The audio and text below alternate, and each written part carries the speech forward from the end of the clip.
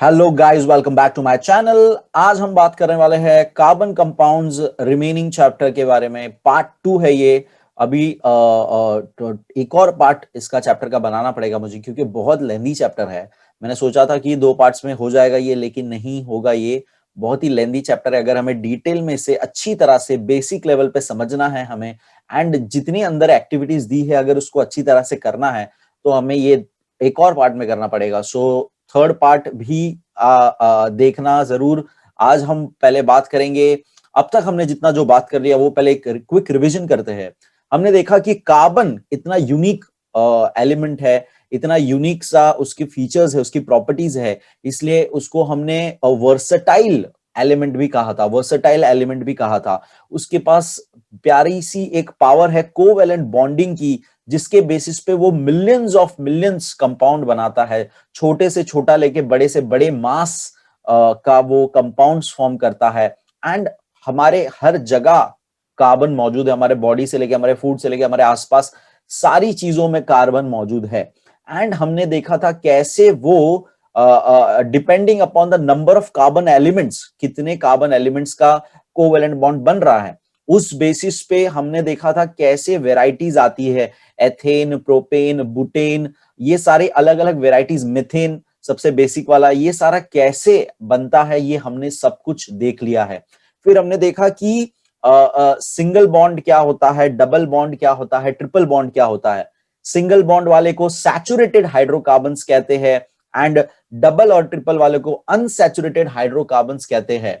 Hydrocarbons जिसमें hydrogen carbon के साथ मिक्स होता है उसे हाइड्रोकार्बन्स कहते हैं। हमने ये सारी चीजें देख ली। हमने देखा कि कैसे वो स्ट्रेट चेन्स बनाता है या तो ब्रांच चेन बनाता है। ब्रांच चेन वाली क्वालिटी को आइसोमेरिज्म कहते हैं, एंड उसके अलग नाम के लिए हम लोग आई लगा देते हैं मेन एलिमेंट के आगे, या तो आइसो पूरा लिख सकते हैं हम लोग। सो आई बुटेन, ये सारी चीज हमने देखा था। फिर हमने देखा था वो रिंग स्ट्रक्चर भी बनाता है। रिंग स्ट्रक्चर को साइक्लो के हिसाब से नाम दिया जाता है, साइक्लो यानी साइकिल में पूरा, एंड उस हिसाब से पूरा नाम देते हैं, जैसे साइक्लोपेंटेन हमने देखा था। सो इस तरह से हमने यहां तक सब कुछ देख लिया था। अब तक हमने सिर्फ कार्बन के साथ हाइड्रोजन को जोड़ा था। अब तक हमने, लेट मी मेक, कार्बन के साथ चार जो उसकी टेट्रावैलेंसी, चार जो उसकी वैलेंसी थी, वहां पे मैं हाइड्रोजन को लगा रहा था। और मेरा सबसे बेसिक हाइड्रोकार्बन, सबसे पहला हाइड्रोकार्बन फॉर्म हो रहा था, which was methane, methane gas मेरा। ये अब हमेशा मैं हाइड्रोजन का ही यूज कर रहा था, और या तो इसकी जगह पे एक और कार्बन एक्स्ट्रा लगा दे रहा था। अगर एक हाइड्रोजन हटा रहा था तो उसकी जगह एक कार्बन लगा के वो चेन बड़ी करते जा रहा था, और एक दूसरा दूसरा कंपाउंड बनाते जा रहा था, एक दूसरा दूसरा कंपाउंड बनाते जा रहा था। राइट, हमने ये अभी तक देखा। अब जैसे कि मैंने लास्ट लेक्चर के फर्स्ट पार्ट के एंड में आपको ये कहा था कि अगर मैं हाइड्रोजन की जगह पर, चार जो हाइड्रोजन है उसकी जगह पर, एक हाइड्रोजन की जगह पर मैं कुछ और एलिमेंट लगा देता हूं, तो चार जगह है, चार में से एक जगह पर मैं कुछ और एलिमेंट लगा देता हूं, तो क्या होगा? क्या वो कार्बन कंपाउंड होगा? यस, पहली बात वो कार्बन कंपाउंड होगा, सीधी सी बात है। कार्बन है तो कार्बन कंपाउंड होने ही वाला है वो। हाइड्रोकार्बन होगा? यस, हाइड्रोकार्बन भी होगा, हाइड्रोजन भी है उसके अंदर। लेकिन यहां अब जो एक जगह है, यहां पे अब अलग अलग एलिमेंट्स आ सकते हैं। यहां पे हेलोजन ग्रुप के एलिमेंट्स आ सकते हैं, यहां पे सिंपली ऑक्सीजन आ सकता है, यहां पे नाइट्रोजन आ सकता है, यहां पे एक कंबाइन एलिमेंट का पार्ट आ सकता है, जैसे कि कार्बन एक और आ गया, साथ में हमने OOH, ये ऐसा कुछ कंबाइन हमने एक फंक्शन यूज कर लिया, एक कंबाइन पूरा एलिमेंट का पार्ट यूज कर लिया। तो ये अलग अलग हम वैरायटी अगेन हम कर सकते हैं कि एक H को निकाल के वहां हमने एक और कुछ वहां पर लगा दिया है, जो ग्रुप फॉर्म हो जाता है, जिसको हम फंक्शनल ग्रुप कहते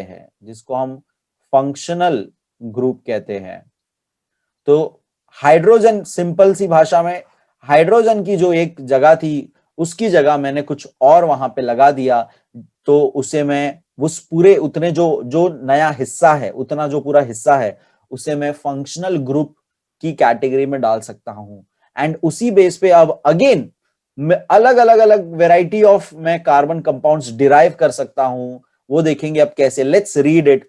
functional group in carbon compounds. Till now, you have learnt about the hydrocarbon compounds formed by combination of elements carbon and hydrogen. तो सिंपल सी बात है, अभी तक हमने हाइड्रोजन और कार्बन के कॉम्बिनेशन का ही देखा। Many more types of carbon compounds are formed by formation of bonds of carbon with other elements such as halogens, oxygen, nitrogen, sulfur. तो अलग अलग और कार्बन कंपाउंड हम फॉर्म कर सकते हैं एक हाइड्रोजन की जगह हटा के। The atoms of this element substitute one or more hydrogen atoms in the hydrocarbon chain and thereby the tetravalency of carbon is satisfied. So अब सिंपली जो मैंने आपको ऑलरेडी बता दिया कि एक एक हाइड्रोजन की जगह जो है, एक एक हाइड्रोजन की जगह जो है वो कोई और एलिमेंट अगर ले लेगा, लेट्स से यहां पर हमने ऑक्सीजन लगा दिया या ऑक्सीजन के साथ हमने OH पूरा मॉलिक्यूल लगा दिया या हमने COOH ये पूरा ऐसे लगा दिया और एक एक हाइड्रोजन की जगह, यानी कि एक से ज्यादा हाइड्रोजन को सब्स्टिट्यूट कर सकते हैं हम लोग, एक से ज्यादा हाइड्रोजन को सब्स्टिट्यूट कर सकते हैं हम लोग, राइट। सो अगेन यहां पर कुछ मैं और एलिमेंट लगा सकता हूं, जैसे मुझे जो चाहिए वो मैं लगा सकता हूं। सो ये चीज यहां पर जो हम बनाते जा रहे हैं इस तरह से, हाइड्रोजन की जगह पे मैं कोई और एलिमेंट लगाते जा रहा हूं, तो ये इसका अब इसका क्या नाम है वो देखेंगे हम लोग। So the atom of the element which is substitute for hydrogen is referred to as hetero atom. तो एकदम सिंपल, जो एटम हमने हाइड्रोजन की जगह पर लगा दिया उसका नाम क्या होता है? Hetero atom. ये आप अपने बुक में लिख लीजिए। हेटेरो एटम क्या होता है? जो कार्बन कंपाउंड्स में हाइड्रोजन की जगह पर आ जाता है, हाइड्रोजन की जगह पर हम लगा देते हैं, उसे हम हेटेरो एटम कहते हैं। Sometimes hetero atoms are not alone but exist in the form of certain groups of atoms. तो जैसे कि मैंने कहा कि नॉट ओनली सिंगल एलिमेंट, लेकिन हम लोग सिंगल एलिमेंट की जगह पर पूरा ग्रुप ऑफ एलिमेंट्स भी लगा सकते हैं, पूरा ग्रुप ऑफ एलिमेंट्स भी लगा सकते हैं, अलग अलग ग्रुप ऑफ एलिमेंट्स भी लगा सकते हैं। सो ये चीज यहां पे आपको समझनी है कि हम लोग ग्रुप ऑफ, ये ग्रुप हो गया, दो एक से ज्यादा एलिमेंट ग्रुप हो गया, सो हम लोग ग्रुप ऑफ एलिमेंट्स लगा सकते हैं। So the compound acquire specific chemical properties due to these heteroatoms or the group of atoms that contain heteroatoms, irrespective of the length and nature of the carbon chain in that compound. तो carbon chain कितनी use हुई, यानी 3 carbon change हुई, क्या 4 हुई थी या 5 chain, जो हम ऑलरेडी पढ़ चुके हैं। अलग अलग चेन के हिसाब से अलग अलग नाम था।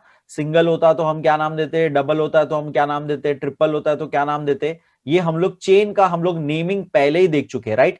Methane, ethane, propane, butane, pentane, ये सारे हम लोग नाम देख चुके। तो ये चेन में कोई फर्क नहीं पड़ेगा, इररिस्पेक्टिव ऑफ द चेन का लेंथ कितना है उससे फर्क नहीं पड़ेगा। एंड फर्क ये पड़ेगा कि हमने कार्बन एटम्स और हाइड्रोजन एटम्स जो जोड़े उसके साथ एक्स्ट्रा कौन सा हेटेरो एटम्स जोड़े हैं, या तो कोई सिंगल हेटेरो एटम्स जोड़े हैं या तो हमने कोई ग्रुप ऑफ हेटेरो एटम्स जोड़े होंगे। Therefore, these heteroatoms or the group of atoms containing a heteroatom are called functional group. इसीलिए ये फंक्शनल ग्रुप कहे जाते हैं। फंक्शनल ग्रुप नाम क्यों है?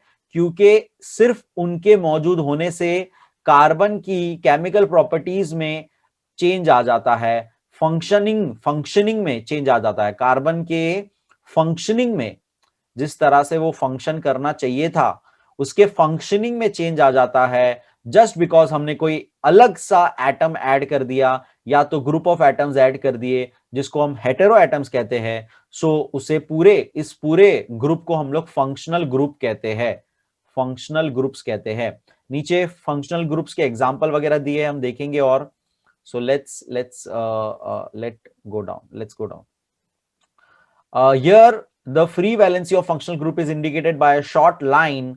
The functional group taking place of hydrogen is joined to the carbon chain with this valency.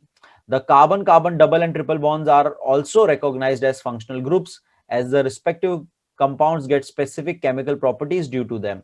So अब ये लोग कह रहे हैं कि हमने यहाँ पर कैसे बताना होता है, लिखते वक्त कैसे बताना होता है, तो यहाँ पर हम एक छोटे से डैश का इस्तेमाल करते हैं। जैसे हमने लिखा ये CH3, तो उसके बाद मैं एक H4 होता है, H4 होता है कि नहीं, मेरे नॉर्मल पहले हाइड्रोकार्बन में H4 होता है। सो एक H हटाकर मैं वहां पर फंक्शनल ग्रुप लगा देता हूं, समझो OH, या OH की जगह पे लगा देता हूं CH3CHO।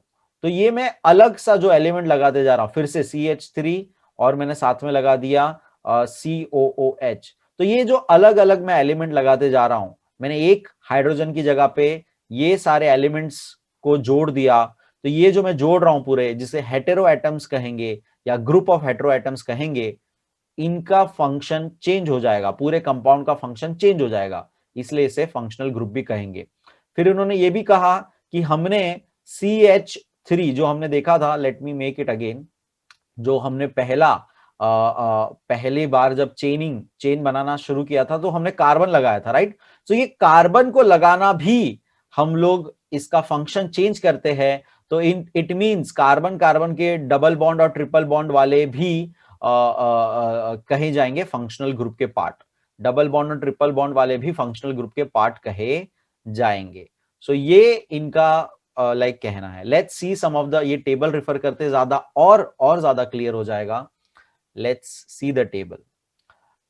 पहले देखेंगे, एक तरफ आपको दिया है हेटेरो एटम्स कौन से यूज होने वाले हैं।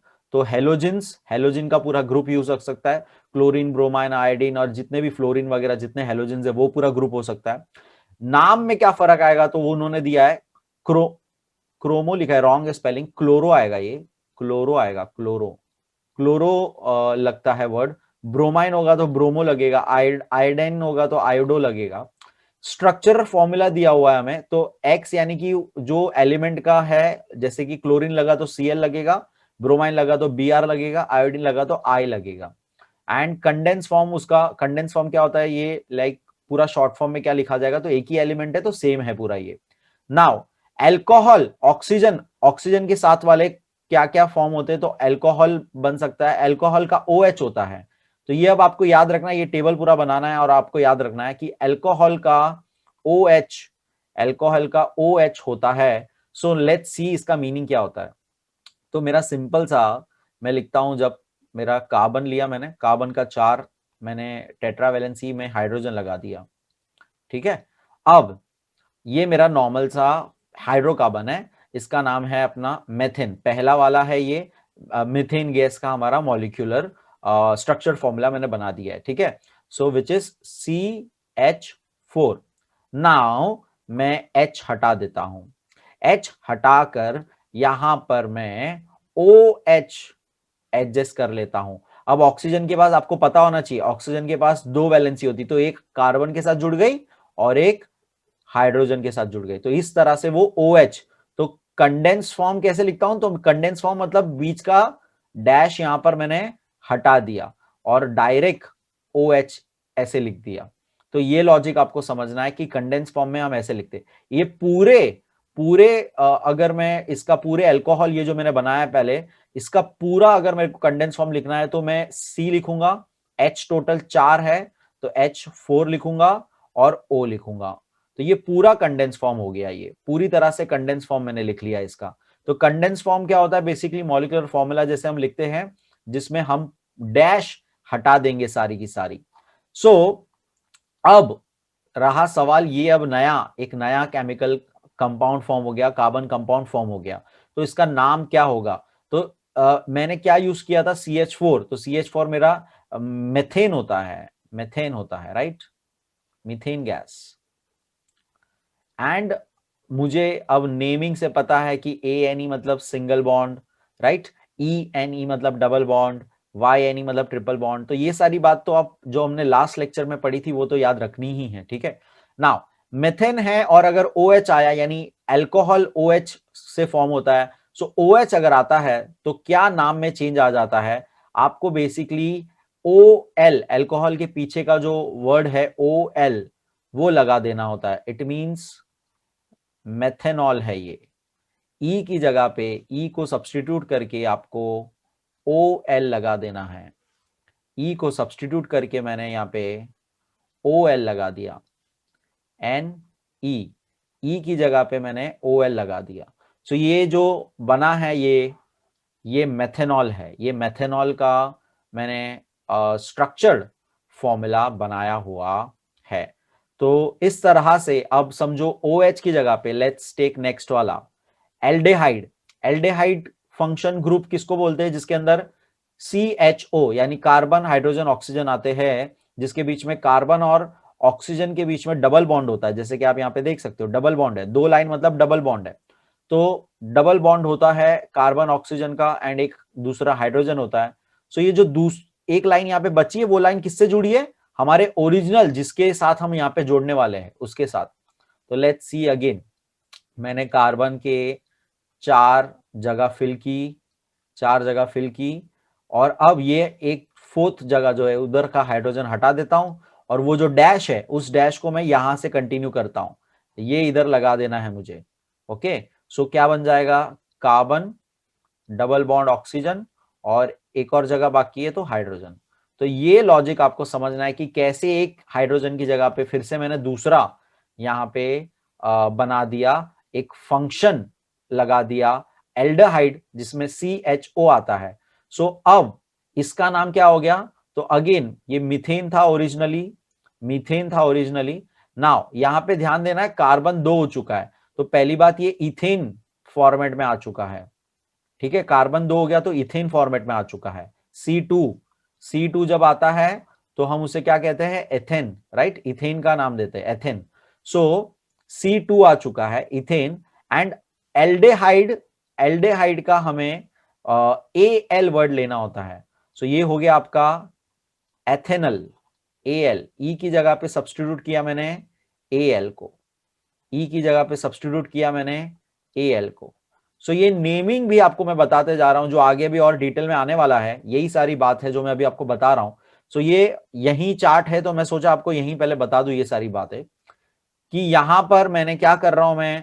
मैं फंक्शनल ग्रुप्स कैसे क्रिएट करता हूं अपने हेटेरो एटम्स के साथ। मैं हाइड्रोजन की जगह पे दूसरा एक एटम्स लगा देता हूं या ग्रुप ऑफ एटम्स लगा देता हूं, जिससे कार्बन कंपाउंड नया फॉर्म होता है एंड उसका नाम चेंज होते जाता है। सो आई होप ये आपको आइडिया आ गया कि ये बेसिकली ईच टाइम हम लोग यहां पर रफ करते जाएंगे। लाइक रफ मतलब यहां पे मैं अभी एक और दूसरा कुछ लगा दूं, लेट्स से कार्बोक्सिलिक एसिड का लगा दो, यानी COOH। तो यहां पर देखिए कार्बन लगाया मैंने, कार्बन है तो यहाँ पे इसके पास एक जगह है, इसके पास एक जगह है, ऑक्सीजन के पास, एंड डबल बॉन्ड है यहाँ पर, और ऑक्सीजन का एक और होगा, और हाइड्रोजन। तो ये COOH, तो ये पूरा ग्रुप जो लगा, अब इसका कंडेंस फॉर्म, अब इतने पार्ट का कंडेंस फॉर्म लिखना है मुझे, इतने पार्ट का कंडेंस फॉर्म लिखना है। तो इतने पार्ट का कंडेंस फॉर्म में रफ करके सिंपली आपको समझाने के लिए लिख सकता हूं COOH। ये ग्रुप को कहते हैं कार्बोक्सिलिक एसिड। तो यहां पर अगेन ये हो गया एथोनिक, इसका लगता है वर्ड NiC हो जाता है, ONiC, एथोनिक एसिड है ये। सिंपल भाषा में इसका दूसरा नाम भी है एसिटिक एसिड। ये सब हम आगे अभी देखेंगे, बट आपको ये थोड़ा लॉजिक समझना है कि फंक्शनल ग्रुप कैसे काम करता है। Functional group basically group of atoms है जो हाइड्रोजन की जगह पे आ जाते हैं और एक नया पूरा कंपाउंड फॉर्म करते हैं, जिसके बेस पे कार्बन कंपाउंड्स की प्रॉपर्टीज चेंज होते जाती है और उनका नेमिंग स्ट्रक्चर वगैरह सब कुछ चेंज होते जाता है। ओके, सिंपली ये हैलोजेंस लगाया जाएगा तो क्लोरीन, अगर सिंपली अगर पहला वाला यहाँ पे ये वाला इसका फंक्शनल ग्रुप बताऊं तो कार्बन, हाइड्रोजन, हाइड्रोजन, लास्ट वाले हाइड्रोजन की जगह पे मैं क्लोरीन लगा देता हूं। तो इस तरह से ये यहां पर एडजस्ट करना है आपको। सो आई होप आपको ये समझ में आ गया। इस तरह से आप हर एक फंक्शनल ग्रुप के हर एक फंक्शनल ग्रुप की जगह पीछे आप हाइड्रोजन की जगह पे ये लगाकर नया नया कंपाउंड बना सकते हैं। एंड उसके बेसिस पे उनके नाम नेमिंग में क्या फर्क आ जाएगा तो वो आपको पता होना चाहिए। तो ये चार्ट अच्छी तरह से बना लीजिएगा। इस चार्ट के बेस पे हम और फिर से बात करेंगे। यहाँ पे कैसे इसका नेम बदलता है वो भी हम देखेंगे। ओके, तो लेट्स जस्ट मूव अहेड। मैंने आपको ऑलरेडी थोड़ा आगे का पढ़ा दिया यहीं पे। होमोलोगस सीरीज किसको कहेंगे अभी? तो एकदम सिंपल है। होमो यानी हम लोग पढ़ चुके हैं, मैंने आपको पहले भी बताया, ग्रामर वाले वीडियो में भी बताया था एंड बहुत बार बता चुका हूं। होमो का मतलब होता है सेम। होमो मीन्स होता है सेम। तो होमोलोगस सीरीज यानी कि पूरा का पूरा जिसमें सेम हम लोग चेन खाली बनाते जा रहे हैं एंड एक ही कोई फंक्शनल ग्रुप हम बना यूज करते जा रहे हैं। तो फॉर एग्जाम्पल मैंने यहाँ पे आपको सिंपल CH एंड एक बार OH लिया था। तो ये तो मैंने सिंपली अपना मेथेन को किया था। अगर एथेन होता तो पहली बात तो एथेन के हिसाब से CH, एक और C एंड फिर इधर H, यहां भी H होता था, लेकिन वहां पर अब मैं H की जगह पे क्या कर दूंगा, कोई फंक्शन ग्रुप लगा दूंगा। तो मैंने OH लगा दिया। सो ये या COOH लगा दिया, या मैंने क्लोराइड लगा दिया, या मैंने ब्रोमाइन लगा दिया।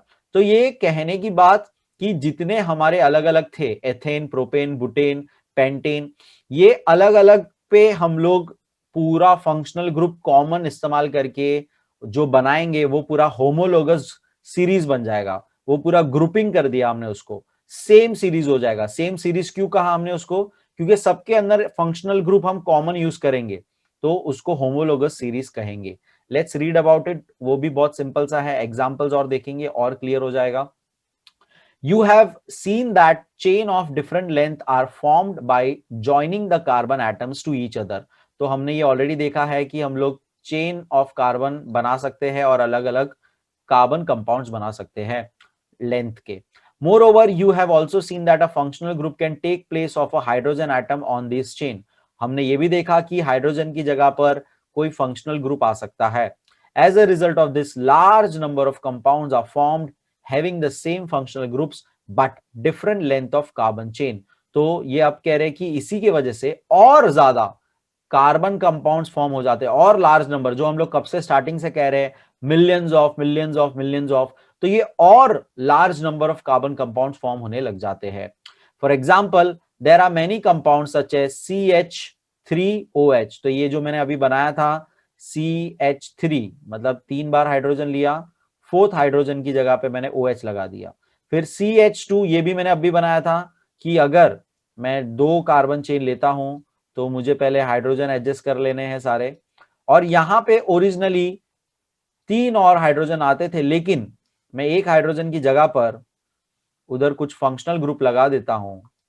एक हाइड्रोजन की जगह पर यहां पर मैंने OH लगा दिया। तो ये देखो क्या बन गया, C2। हाइड्रोजन टोटल कितने हो गए? तो यहां पर आपको, यहां पर उन्होंने कंडेंस फॉर्म नहीं दिया है, पूरा एक साथ दिया हुआ है। तो लेट्स सी दिस, ये क्या है ये पूरा। तो देखिए स्टार्टिंग में ये CH3, तो let me right first CH, molecular formula के हिसाब से देखते हैं, CH3, उसके बाद CH2, तो ये CH2 बीच में डैश आ गया, एंड फिर अगेन एक छोटा डैश करके हमने जो फंक्शन है वो लिखा OH। तो ये देखिए पूरा का पूरा मैच कर रहा है यहां पर, right? CH3 CH2 OH, right? So ये आपको समझना है लॉजिक कि हम कैसे इसका नेमिंग करते जा रहे हैं। और अगेन ये कार्बन चेन आगे बढ़ानी है, यानी प्रोपेन को प्रोपेन कर देना है हमें। तो OH की जगह पे मैं एक और कार्बन लगा दूं, पहले तो एक कार्बन लगा दूं वहां पे, और फिर अगेन मेरे पास जगह बचेगी तो वहां पे मैं हाइड्रोजन लगा दूंगा, एंड फिर लास्ट वाली जगह पर OH लगा के उसको एक और फंक्शनल ग्रुप पूरा कर सकता हूं मैं। ठीक है, तो ये चीज आपको समझनी है कि इसको मैं और जितना चाहे उतना लंबा कर सकता हूं, लेंदी कर सकता हूं। तो ये वाला एग्जांपल भी जो मैंने आपको लिख के दिखाया, CH3 CH2 CH2 OH, इसी तरह से जितना भी है देखो CH2 यहां तक, CH2 CH3 CH2 CH2 CH2 और फिर बाद में OH, तो जितना चाहे उतना मैं चेंजेस ला सकता हूं। ओके, अब सब में यहाँ पे OH इस्तेमाल किया हमने, सब में यहाँ पे OH इस्तेमाल किया हमने, तो ये सब कुछ एक ही ग्रुप को बिलोंग करते। तो OH किसका था? एल्कोहल का था। OH किसका था? एल्कोहल का था। तो ये सारे फंक्शनल ग्रुप एल्कोहल के कंपाउंड्स हो चुके हैं। होमोलोगस सीरीज ऑफ एल्कोहल कहेंगे इसे। क्या कहेंगे हम इसे? होमोलोगस सीरीज ऑफ एल्कोहल, जिसके अंदर लास्ट में एक हाइड्रोजन की जगह पे हमने OH इस्तेमाल किया होगा, तो वो सारे के सारे एक ही ग्रुप को बिलोंग करेंगे, which will be alcohol, and उसे कहा जाएगा होमोलोगस सीरीज ऑफ एल्कोहल। तो उसी तरह से आप अब गेस कर सकते हो, आप सोच सकते हो कि यहां पर होमोलोगस सीरीज ऑफ एल्कोहल बन सकती है, होमोलोगस सीरीज ऑफ एल्डिहाइड बन सकती है, होमोलोगस सीरीज ऑफ केटोन बन सकता है, homologous series of carboxylic acid बन सकते हैं, ether, ester, homologous series of amines. Nitrogen जिस पे लगता है उसे एमाइंस वर्ड हम लगाते हैं, एमाइंस कहते हैं। ठीक है, तो ये छोटी मोटी बातें याद रखना। अगेन ये कहूंगा टेबल बना लेना। Let's read ahead. So CH which contain alcohol as functional group, though the length of the carbon chain in them is different, their chemical properties are very much similar due to the presence of same functional group in them. तो हालांकि ये chain अलग अलग length की बनेगी, लेकिन इनकी chemical properties बहुत ही ज्यादा सिमिलर है, सेम है। तो ये जरा देखिए, सिमिलर है, सेम है, क्योंकि इनके अंदर एक ही फंक्शनल ग्रुप, जो कि यहां पे हमने देखा OH इस्तेमाल हुआ है। So, joining the same functional group in the place of particular hydrogen atom on the chains having sequential increasing length is called a homologous series. तो वैसी series, the series of compounds formed by joining a same functional group, जिसके पीछे एक ही functional group लगा है और एक hydrogen की जगह पे वो हमने फंक्शनल ग्रुप लगाया होगा, तो वैसे पूरे जितने भी लेंथ वाले अलग अलग हमें मिलेंगे कंपाउंड, उसे होमोलोगस सीरीज कहेंगे। There are different homologous series in accordance with the functional group. For example, homologous series of alcohol, homologous series of carboxylic acids, homologous series of aldehydes, etc. तो ये मैंने already आपको बता दिया। All the members of homologous series are homologous of each other. Earlier you filled the structure formula and molecular formula in the table 9.12. From that, the initial part of homologous series of alkanes are formed. तो अब हमें कह रहे हैं कि जितने भी आप ऐसे ही कॉमन फंक्शनल ग्रुप यूज करेंगे, एंड डजंट मैटर्स कितना लेंदी वो कार्बन चेन बनते जा रहा है, वो पूरा एक सीरीज को हम लोग homologous series of that particular functional group का नाम दे देंगे। Okay, let's read ahead. हम टेबल अब रेफर करेंगे और ज्यादा क्लियर हो जाएगा हमें। सो यहां पर आपको सबसे पहले होमोलोगस सीरीज ऑफ एल्केन्स, तो एल्केन्स आपको पता होना चाहिए हमारा, एल्केन्स हम ANE, एल्केन्स हमारा ANE वाला, तो मीथेन इथेन लाइन से हमें दिया हुआ है। देखो, एक कार्बन होता है तो मीथेन नाम होता है, राइट। दो कार्बन होता है तो इथेन, राइट, एथेन। तीन होता है तो प्रोपेन, चार होता है तो बुटेन, पांच होता है पेंटेन। ये हमने कर चुके, हम लोग ये पढ़ चुके ऑलरेडी, राइट। सो यही यहाँ पर उसका मॉलिक्यूलर फॉर्मूला दिया है, सबका मॉलिक्यूलर फॉर्मूला दिया है, एंड उसका कंडेंस स्ट्रक्चर फॉर्मूला भी दिया हुआ है। कंडेंस फॉर्म है ये, उसका स्ट्रक्चर फॉर्मूला भी दिया है। सो यहाँ पे सिंपल एक्टिविटी आपको दिया हुआ है कि आपको कैसे यहाँ पर number of carbon atoms count करने हैं। तो सीधी सी बात है, हमें ऑलरेडी पता है, ये एक एक इंक्रीज होते जाता है। यहाँ पे CH2 यूनिट्स कितने होते हैं? CH2 यूनिट्स, यानी कि आपको अब ये सिंपल समझना है CH2 यूनिट्स कैसे काउंट करना है। तो एक सिंपल सा बता देता हूं मैं आपको। आप जब हमारा कार्बन एटम्स के साथ हाइड्रोजन यहां पे एक और कार्बन हम बनाते थे, right, and again remaining part पे हम हाइड्रोजन लगा देते थे, राइट। सो अब यहां पर CH2 कितने हो गए? तो CH2 फॉर्मेट में दो यहां पर आपको दिख रहे हैं, जैसे कि लेट मी मार्क इट। सो ये एक पूरा CH2, ये पूरा CH2। अगर मैं लास्ट वाले प्रोपेन जब बनाता था तो मैं 3 कार्बन चेन करता था, राइट। तो उसके बीच में CH2 कितना आता है और रिमेनिंग एंडिंग को मिला के, तो उस हिसाब से हमें काउंट करना है। तो यहां पर नंबर आपका आ जाएगा, सिंपल सा फिलिंग करना है आपको। CH2 कितने हो जाएंगे? तो जितने वो है एलिमेंट्स उतने ही CH2 हो जाएंगे यहां पर सिंपल एल्केन्स में। ओके, CH2 को मेथिलीन कहा जाता है, मेथिलीन यूनिट्स भी कहा जाता है, मेथिलीन यूनिट्स भी कहे जाते हैं। CH2 को मेथिलीन यूनिट्स भी कहे जाते हैं, तो ये भी याद रखिएगा। बॉइलिंग पॉइंट्स दिए, देखिए माइनस से लेके 0 से लेके बढ़ते जा रहा है धीरे धीरे, जैसे जैसे चेन लंबी होते जा रही है बॉइलिंग पॉइंट बढ़ते जा रहा है। ओके, सो ये होमोलोगस सीरीज ऑफ एल्केन्स है। Let's C homologous series of alcohols.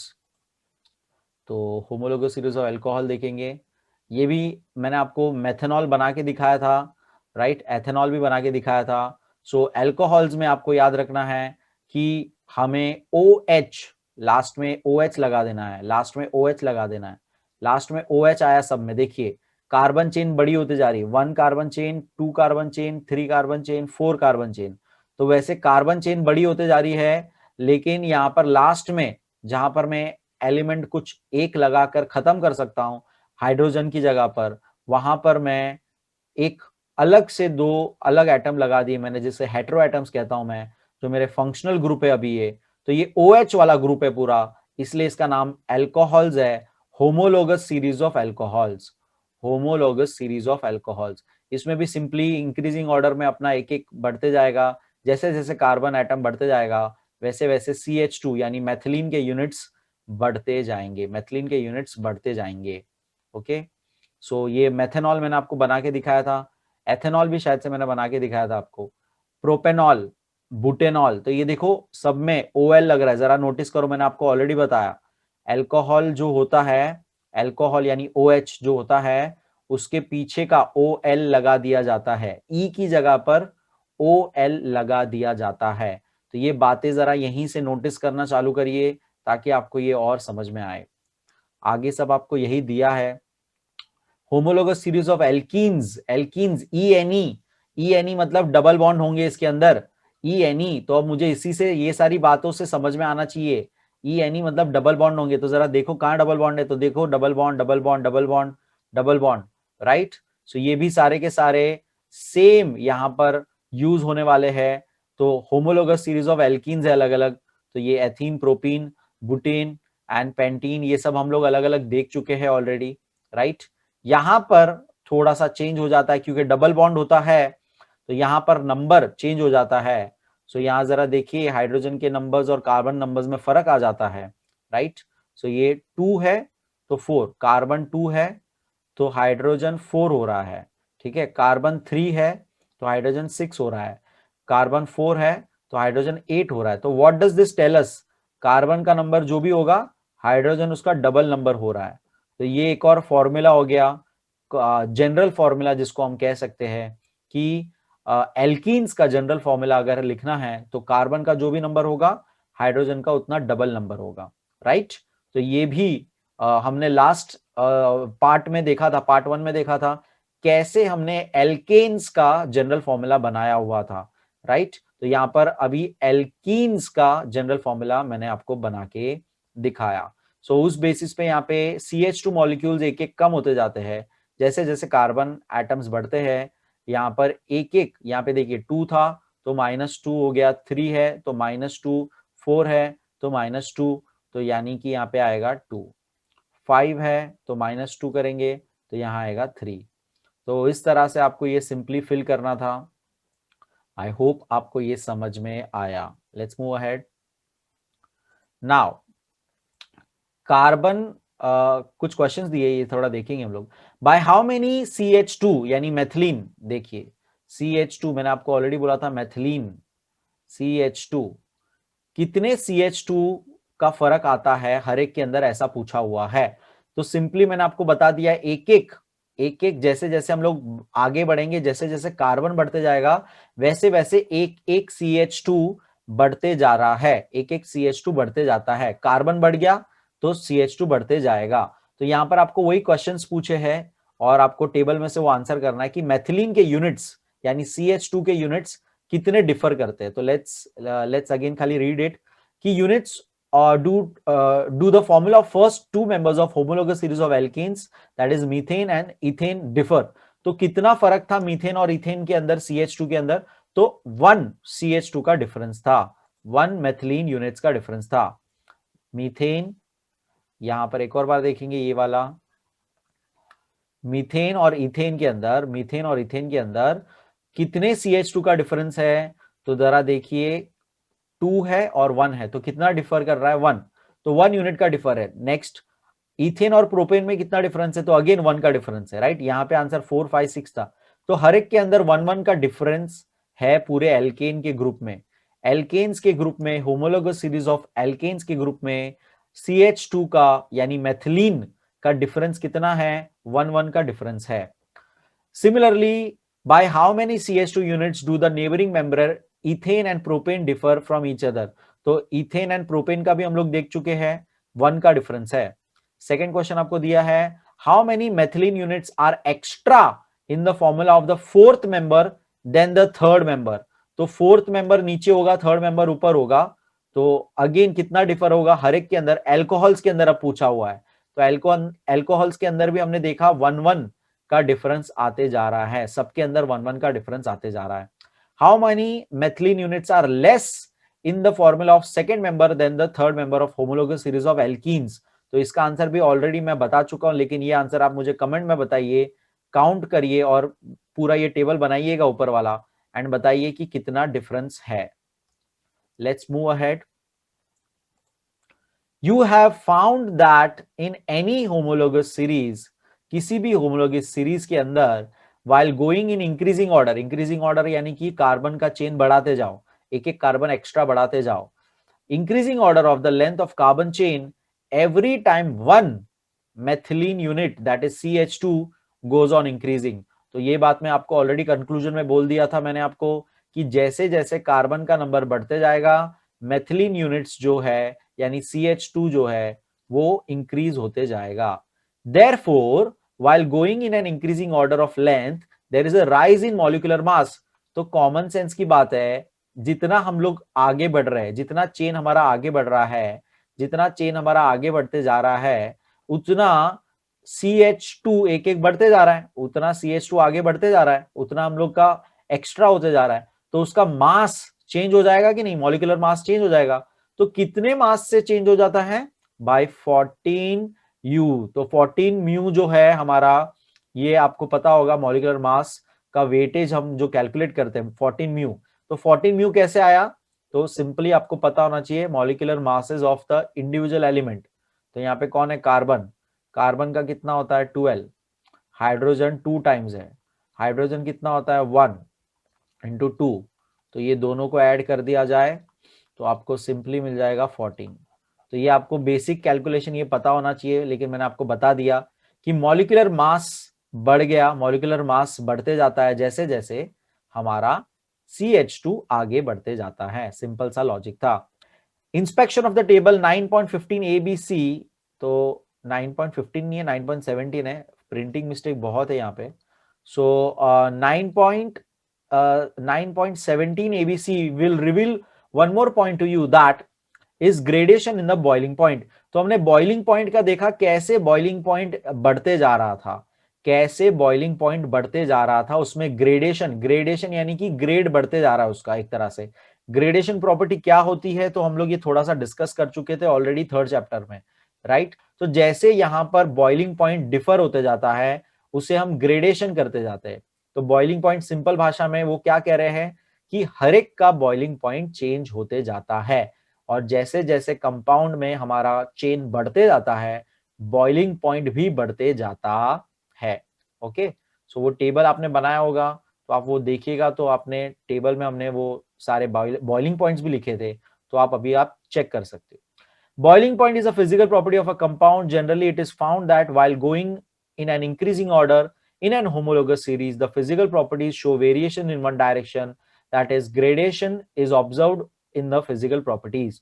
तो यही बात मैंने आपको ऑलरेडी बताई कि जैसे जैसे आप इंक्रीजिंग ऑर्डर में आगे बढ़ेंगे, होमोलोगस सीरीज में आगे बढ़ते जाएंगे, आपको धीरे धीरे फिजिकल प्रॉपर्टीज में चेंज मिलेगा। तो यहाँ पे कौन सी फिजिकल प्रॉपर्टी उन्होंने मेंशन की थी? बॉइलिंग पॉइंट्स मेंशन किए थे, जो यहाँ पे उन्होंने, लेट्स सी अगेन। तो ये देखिए बॉइलिंग पॉइंट्स कैसे इंक्रीज होते जा रहे हैं। 63 था, 78 हो गया, 97 हो गया, 118। तो जैसे जैसे आगे बढ़ेंगे बॉइलिंग पॉइंट जो कि एक फिजिकल प्रॉपर्टी है वो बढ़ते जा रही, वो चेंज होते जा रही बेसिकली। ओके, सो बहुत सिंपल पॉइंट्स है ये, खाली ये लिखा बहुत कॉम्प्लिकेटेड तरीके से और कुछ नहीं। Let's read ahead. फिर हमें बोला है कि the table 9.17 shows the homologous series of alkenes. Inspect the molecular formula of the member of this series. Do you find any relation in the number of carbon atoms, number of hydrogen? तो yes, मैंने ये आपको already बताया कि carbon का जो भी number है हाइड्रोजन का नंबर डबल होते जा रहा है, राइट। तो जब कार्बन 2 था तो हाइड्रोजन 4 हो चुका था, कार्बन 3 था तो हाइड्रोजन 6 हो चुका था, राइट। कार्बन 5 था तो हाइड्रोजन क्या होगा, 10 होगा। तो ये मैंने आपको ऑलरेडी बता दिया, ये रिलेशन, वही बात यहाँ पे लिखी है। तो let's just read this. The molecular formula of the members of homologous series of alkenes, alkenes है सारे के सारे, ये यानी डबल बॉन्ड वाले, सारे के सारे डबल बॉन्ड वाले हैं। आपको ये समझना है, ये सिर्फ डबल बॉन्ड का फॉर्मूला है। डबल बॉन्ड जहां पे है, डबल कोवेलेंट बॉन्ड है, वहां पर ये फॉर्मूला यूज होता है। हमने सिंगल बॉन्ड के फॉर्मूला लिखा था लास्ट लेक्चर में, लास्ट पार्ट में, मतलब पार्ट 1 में। कार्बन एटम्स जितने थे, हाइड्रोजन एटम्स उसका डबल होके +2 हो रहा था, डबल होके +2 हो रहा था, राइट। सो वो हमारा फर्स्ट सिंगल बॉन्ड वाला था। ओके, ये हमारा डबल बॉन्ड का molecular formula, general molecular formula है। ओके, तो let's read ahead. When the value of n is 2, we get the molecular formula first member of the series as C2H। तो वही बात पूरी लिखी है एक्चुअली, जो मैंने आपको ऑलरेडी बता दी, जो एक्सप्लेन कर दी कि कार्बन के एटम्स डबल होते जाएंगे। अगर 3 लोगे तो डबल हो जाएगा, 6 हो जाएगा। ओके, सो इस तरह से आप ये फॉर्मूला क्रिएट करते हो। What would be the general formula, molecular formula of the members of the homologous series of alkenes? तो alkenes का हम लोग लास्ट लेक्चर में बना चुके थे, जो अभी मैंने फिर से लिखा, that is CnH twice the n plus 2। फिर ये alkenes का हो गया, alkenes का हो गया। Let me right it again, पूरा अच्छे से लिखते हैं हम लोग। आई होप आपने लास्ट टाइम ही लिखा था। alkenes का हो गया, अब भी हमने alkenes का देखा, which is CnH twice n। और फिर अभी कॉमन सेंस है, अगर आप गेस कर सकते हो, एल्काइंस का क्या होगा, CnH2n-2। तो ये देखिए +2 2n-2। ओके, तो ये पूरा जनरल फॉर्मूलाज बनाने के लिए आपको ये काम आ सकता है। आई होप ये आप लिख के रखेंगे। The general formula for the homologous series of alkenes is, वो देखो वही बात उन्होंने दी है कि CnH2n-2। Right down the individual molecular formula of the first, second, third member. तो आप ये मुझे कमेंट में लिख के बताइए, फर्स्ट, सेकंड, थर्ड मेंबर कौन है, आपको अब पता होना चाहिए। पहला मेंबर कौन है, methane, second ethane, third propane, fourth butane, fifth pentane. तो ये सारे मेंबर्स आपको पता होना चाहिए स्टार्टिंग के, और उसका यहाँ पे आपको फॉर्मूला लिखने बोला है। ओके, सो आई होप आप ये एक्टिविटी करें। सो ये सब आप एक्टिविटी मुझे कमेंट में लिख के बताइएगा और बुक में भी सॉल्व करिएगा। Let's read from here. While going from one member to the next in the homologous series, one methylene is added, one methylene gets added। तो ये हमने ऑलरेडी, हमने क्या क्या सीखा वो यहाँ पे समरी दिया हुआ है। हमने अभी तक क्या क्या सीखा वो समरी दिया हुआ है कि क्या क्या चेंजेस हम होमोलोगस सीरीज में ऑब्जर्व करते हैं।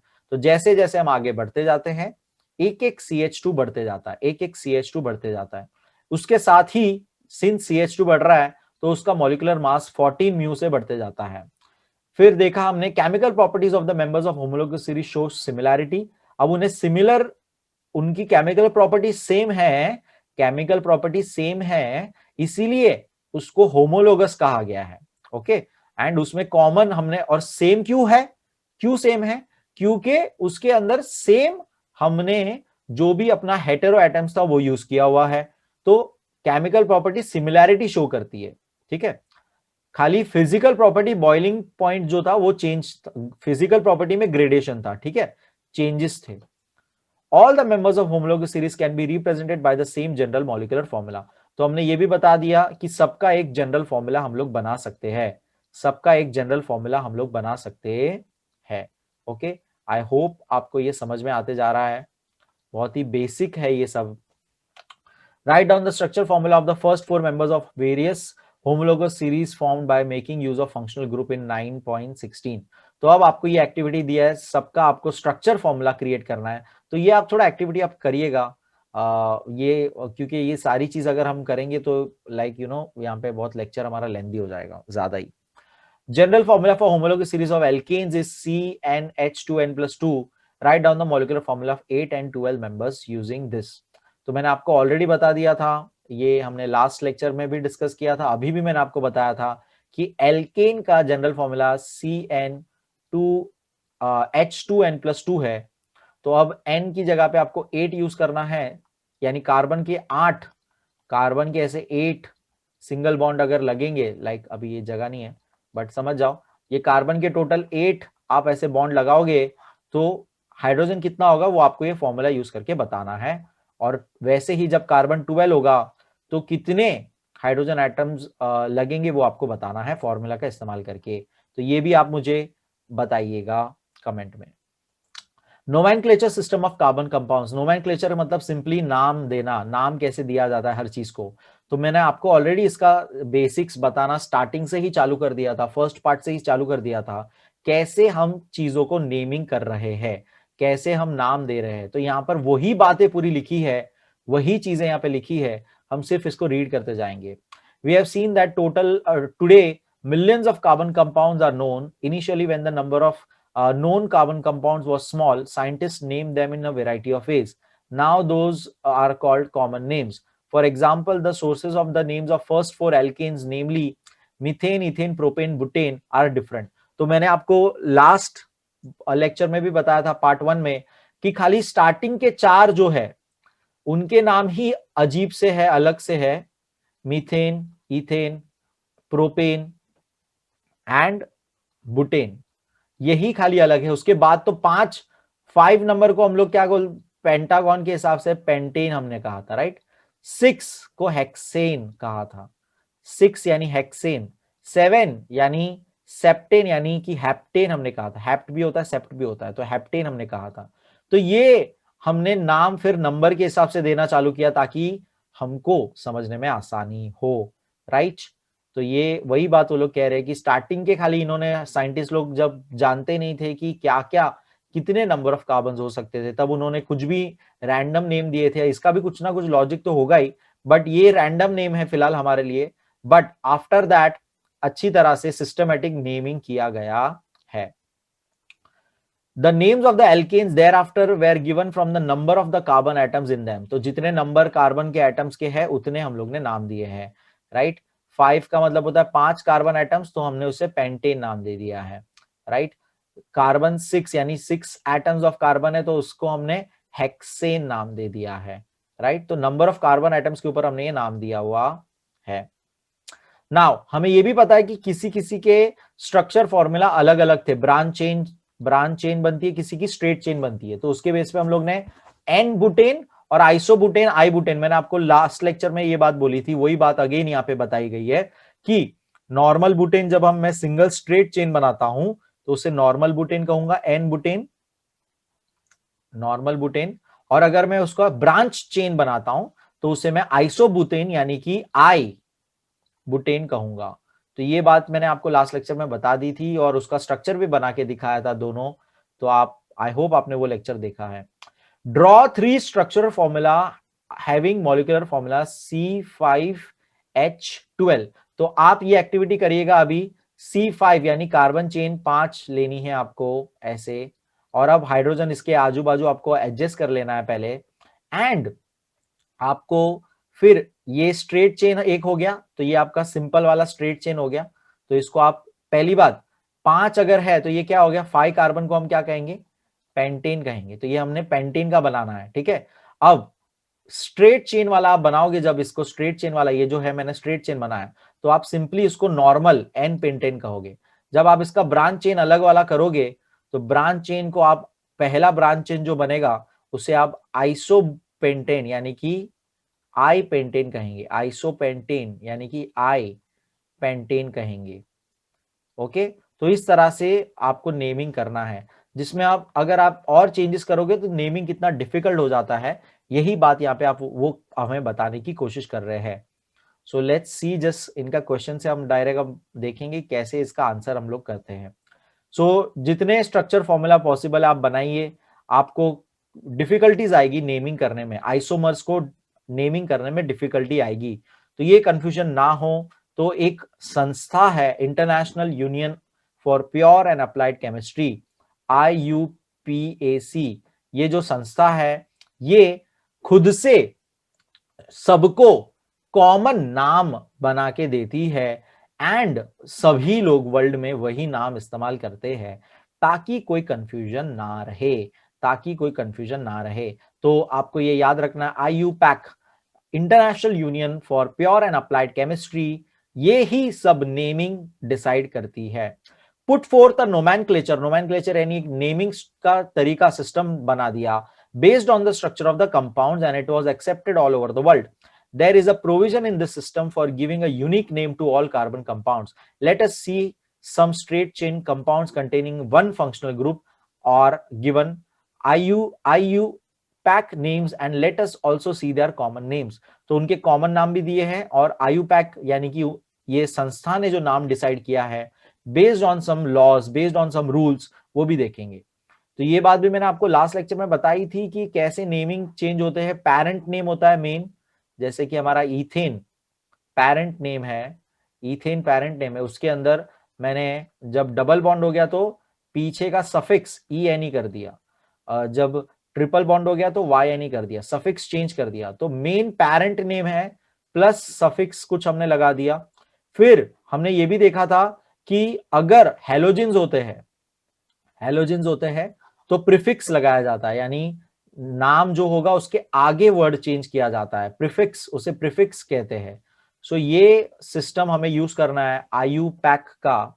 So let's just see table में. तो ये मैंने आपको ऑलरेडी पढ़ा दिया, तो ये अब रीड करके टाइम वेस्ट नहीं करना है मुझे. मैं आपको डायरेक्ट ये चीज यहाँ पे टेबल में बता रहा हूँ फिर से, ठीक है. आप ये रीड कर लीजिएगा. इसमें वही बात है जो मैंने आपको कल के लास्ट लेक्चर में ही बता दिया था, पार्ट 1 में बता दिया था कि एक सिंगल बॉन्ड जब होता है तो ANE, डबल बॉन्ड जब होता है तो ENE और ट्रिपल बॉन्ड होता है तो YNE. तो ये चीज आप नोटिस करेंगे यहाँ पर टेबल के अंदर. लेट्स सी, सिंगल बॉन्ड है, तो ये खाली कार्बन चेन लिख के दिखाया है ताकि आप इसको अच्छी तरह से देख सके. सिंगल बॉन्ड है तो ये पहली बात 3 कार्बन है तो प्रोपेन थर्ड नंबर का और ANE, ठीक है. अब 2 कार्बन है तो 2 कार्बन के हिसाब से पहले तो इथेन और सिंगल बॉन्ड है तो ANE. 3 कार्बन बॉन्ड है तो प्रोपेन आ जाएगा अगेन, और अगेन देखिए सिंगल बॉन्ड है तो ANE. तो पेरेंट नेम सबके आपको दिखा रहा हूं मैं आपको कि 3 कार्बन है तो हम लोग प्रोपेन नाम देते हैं और सिंगल बॉन्ड है तो ANE लगाते हैं. अगर 3 कार्बन और डबल बॉन्ड होता है एक जगह पे तो उसे हम प्रोपीन कहते थे. तो ये आपको मैं लास्ट लेक्चर में भी बताया था, अभी भी हम वही खाली देख रहे हैं. अब 4 कार्बन हो गए, नंबर ऑफ कार्बन एटम्स 4 हो गए, तो 4 वाले को हम बुटेन, ANE क्यों लगा, सिंगल बॉन्ड. अगर 4 के अंदर ही डबल बॉन्ड आता तो बुटीन हो जाता था, ENE लग जाता था. 4 के अंदर ही ट्रिपल बॉन्ड आता तो बुटलीन हो जाता था, ठीक है. तो ये आपको समझना है. 4 नंबर ऑफ कार्बन एटम्स के ऊपर सामने का पेरेंट नेम बना हुआ है और पीछे का सफिक्स हमने कितना बॉन्ड है उसके ऊपर लगाया हुआ है. तो ये सारा पूरा पेरेंट नेम आपका बन चुका है अलग अलग कंपाउंड्स के लिए. फिर देखिए डबल बॉन्ड हो गया, यहाँ पे नीचे वाले में डबल बॉन्ड दिया यहाँ पे, तो डबल बॉन्ड है तो देखिए प्रोपीन, मैंने आपको ऑलरेडी बताया ये 3 कार्बन है तो प्रो, और डबल बॉन्ड आया एक जगह पे तो ENE आ गया, प्रोपीन. फिर यहाँ पे ट्रिपल बॉन्ड उसी का बताया तो 3 कार्बन है तो प्रो, और 3 ट्रिपल बॉन्ड आ गया एक जगह पे, ट्रिपल बॉन्ड आ गया तो YNE. तो ये बात मैं ऑलरेडी आपको समझा चुका हूं, वही टेबल में दिया है. ओके, लास्ट लेक्चर से ये बात मैंने आपको बता दी है. सो नेक्स्ट आपको दिया है कि कैसे और नेम हम चेंज कर सकते हैं. सो यहाँ पर अब सेकेंड स्टेप में आपको बताया कि फंक्शनल ग्रुप की जगह पे हमें क्या करना है, तो ये भी मैंने आपको ऑलरेडी बता दिया था. तो लेट्स डायरेक्टली मैं आपको अगेन टेबल सीधा ये बताऊंगा, क्योंकि ये रीड करके वो टाइम वेस्ट होने वाला है खाली हमारा. मैं टेबल में आपको एक्सप्लेन करूंगा. तो मैंने आपको जैसे बताया था फंक्शनल ग्रुप वाला, आई होप आपने टेबल बनाया ताकि वो भी आप तुरंत रिफर कर सके. यहाँ पर मैं वापस से पूरा ऊपर नहीं जा सकता हूं. तो एल्कोहल्स के अंदर एल्कोहल्स वाला जो ग्रुप था OH, एल्कोहल वाला OH ग्रुप था. अगर आप देखेंगे अपना टेबल तो उसमें OH हमने अलग से लगाया हुआ है, राइट. OH हमने लगाया, यानी एल्कोहल का ये सीरीज है, ठीक है. एल्कोहल का सीरीज है एल्कोहल. तो ये मैंने आपको बोला ऑलरेडी तभी कि आपको पीछे का ये OL जो है वो आपको वर्ड के पीछे लगा देना है, ठीक है. तो नाउ कार्बन एटम्स काउंट करेंगे, सिर्फ पहले वाले पे ध्यान दो और कुछ ध्यान मत दो, यहाँ पे पहले वाले पे ही ध्यान देना खाली. तो CH2OH, कार्बन कितना है 2. अगर 2 कार्बन है इट मींस मुझे पता होना चाहिए मेरे कार्बन कंपाउंड्स के हिसाब से सेकंड नंबर कौन था, इथेन का था, तो मैं इथेन लिखूंगा। नाउ हर जगह पे सिंगल बॉन्ड ही है तो ANE रहेगा, ठीक है। अगर डबल बॉन्ड होता कहीं पर भी तो ENE लिख देता था मैं, एथीन लिख देता था मैं, ठीक है। नाउ अब यहां पे OH मेरा फंक्शनल ग्रुप लगा, तो फंक्शनल ग्रुप के हिसाब से नाम में क्या चेंज आएगा, तो मैंने आपको ऑलरेडी बताया, आपको E के जगह पे OL, एल्कोहल का OL लगा देना है, तो ये हो जाएगा आपका एथेनॉल। तो वही चीज यहां पे करके दिखाई है उन्होंने टेबल में। पेरेंट नेम और पेरेंट सफिक्स क्या हो जाएगा, सफिक्स पीछे हमने लगाया, राइट, तो एथेनॉल हो जाएगा। ओके, प्रीफिक्स नहीं होगा। प्रीफिक्स किस में होगा, खाली जिसमें हमारे हेलोजिन्स आएंगे उसमें प्रीफिक्स वाला होगा। तो देखिए क्लोरीन और ब्रोमाइन हमारे हेलोजिन्स है, तो यहां पर देखिए प्रीफिक्स नाम आ जाते हैं। प्रीफिक्स यानी आगे वर्ड लगेगा, क्लोरो एंड ब्रोमो। तो हमने टेबल, अगर आप अभी टेबल रिफर करोगे ऊपर वाला, जिसमें मैंने पहली बार हमने फंक्शनल ग्रुप देखे थे, उसमें उन्होंने लिखा था कि क्लोरीन होगा तो हम लोग क्लोरो वर्ड यूज करते हैं, एंड ब्रोमाइन होगा तो हम लोग ब्रोमो वर्ड यूज करते हैं। तो ये कहां पे यूज करना है, तो नाम जो है पेरेंट नेम के आगे यानी प्रीफिक्स में यूज करना है। तो देखिए क्लोरो इथेन, ब्रोमो इथेन। तो अगेन इथेन नाम क्यों आया, क्योंकि 2 कार्बन है विद सिंगल बॉन्ड, 2 कार्बन है विद सिंगल बॉन्ड। और क्लोरो ब्रोमो आया, क्लोराइड और ब्रोमाइन आया, इसलिए क्लोरो और ब्रोमो आ गया। तो आई होप ये नेमिंग करना आपको समझ में आ रहा है। फोर्थ वाला देखेंगे, इस पे ध्यान देंगे अभी, बहुत ही सिंपल है, बहुत ही इजी है। अगेन देखिए पहले कार्बन एटम गिनो कितने हैं, तो कार्बन एटम मुझे 3 दिखाई दे रहे, CH3 CH2 CHO, तो 3 कार्बन एटम है। तो 3 के हिसाब से थर्ड नंबर पे मेरा कौन सा कार्बन एटम का फॉर्म होता है कंपाउंड, तो मुझे पता है प्रोपेन फॉर्म होता है। सबके अंदर सिंगल बॉन्ड है तो मैंने प्रोपेन ही लिखा, ANE लिखा है, ठीक है। अब चेक करो फंक्शनल ग्रुप क्या है, तो फंक्शनल ग्रुप है मेरा CHO। फंक्शनल ग्रुप क्या है, CHO। तो मुझे पता है CHO एल्डेहाइड था, एल्डेहाइड था। CHO क्या था, एल्डेहाइड। आपके बुक में आप अपना आपने जो टेबल बनाया उसमें भी आप चेक करते जाओ, एल्डेहाइड था, राइट। एल्डेहाइड, एल्डेहाइड की स्पेलिंग मैंने रॉन्ग लिखी, एल्डेहाइड, आई होप ये स्पेलिंग राइट है। एल्डेहाइड था, राइट। तो एल्डेहाइड में क्या करना है आपको, एल्डेहाइड का स्टार्टिंग का लेटर, 2 लेटर लेना है आपको, that is AL, that is AL। वो लगा देना है वर्ड के पीछे, वो लगा देना है वर्ड के पीछे। तो अब यहाँ पे E, पीछे का जो E है उसकी जगह पे आप लगा देंगे AL, तो नाम हो जाएगा आपके कंपाउंड का प्रोपेनिल, प्रोपेनिल। तो आप यहाँ पे देख सकते हो प्रोपेनिल, यहाँ पे आप देख सकते हो प्रोपेनिल। आई होप आपको ये समझ में आया कैसे नेमिंग कर रहे हैं हम लोग, कैसे नेमिंग कर रहे हैं। ओके, सो अगेन नेक्स्ट वाला देखते हैं, कार्बोक्सिलिक एसिड अगर होगा, कार्बोक्सिलिक एसिड फिफ्थ वाला देखेंगे अभी।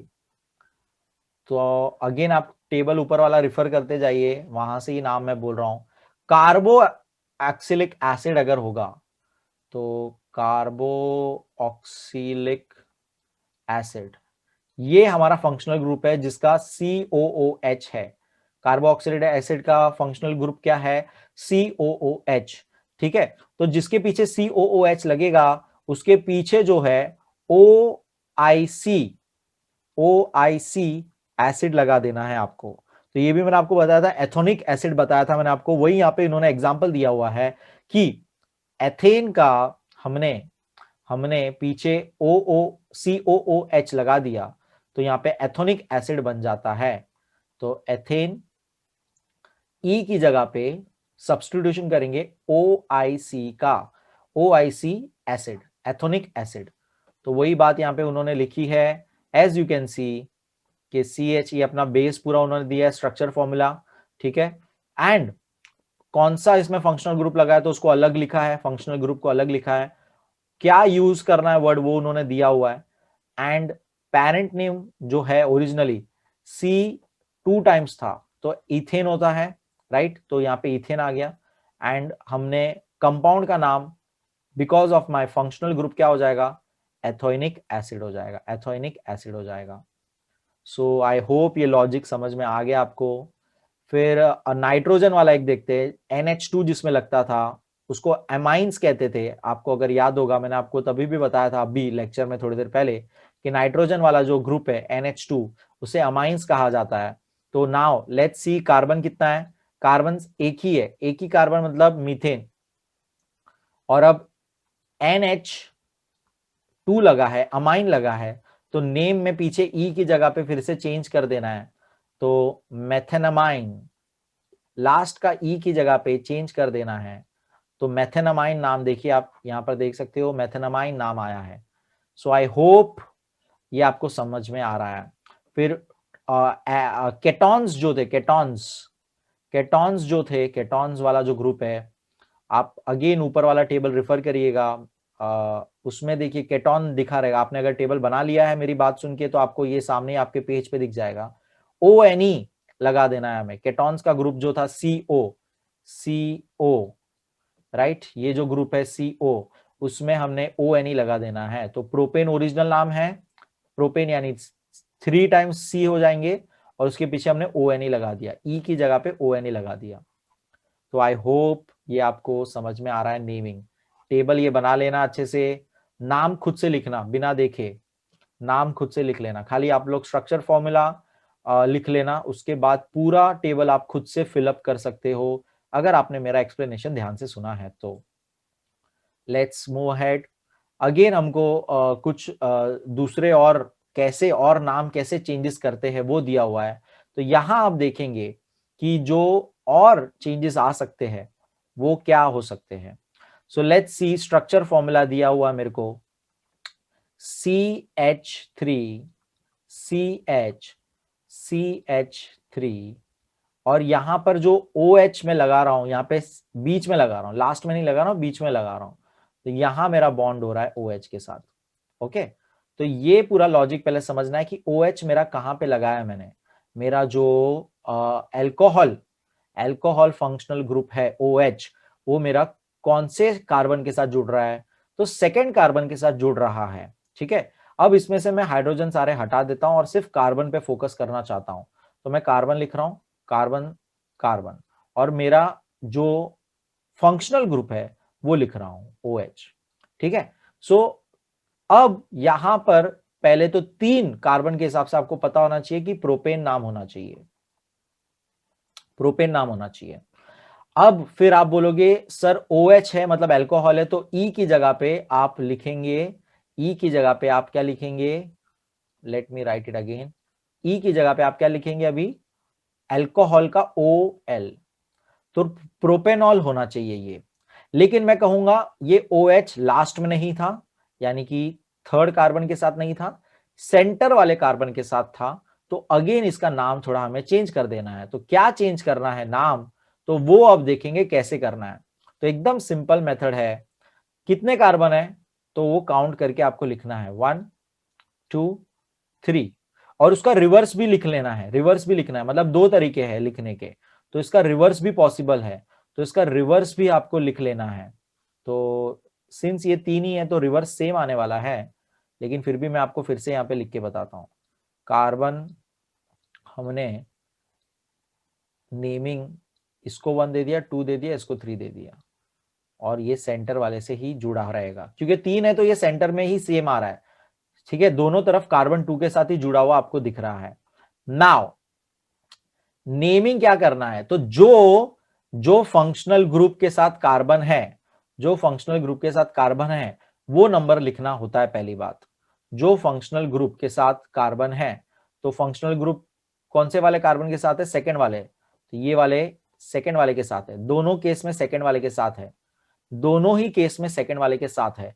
तो यहां पे मैं 2 लिखूंगा क्योंकि ये सेंटर में है, तो इसका नाम चेंज हो जाएगा प्रोपेन 2, और मेरा जो OL यानी कि मेरा जो फंक्शनल ग्रुप है अल्कोहल का OL, तो इस तरह से नेमिंग इसका चेंज हो जाएगा प्रोपेन 2 OL। तो ये देखिए जो IUPAC यानी कि जो हमारी इंटरनेशनल संस्था है chemistry, applied chemistry, pure chemistry की, उसने ये नाम दिया है इस चीज को।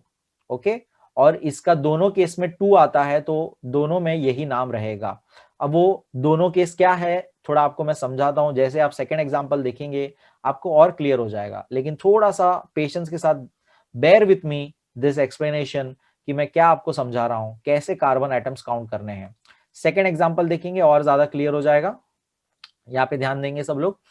CH, अब ये पहले देखिए कितने कार्बन एटम्स है वो काउंट करना है, ठीक है। तो पहले तो आपको इसका नाम पूरा पता होना चाहिए क्या था।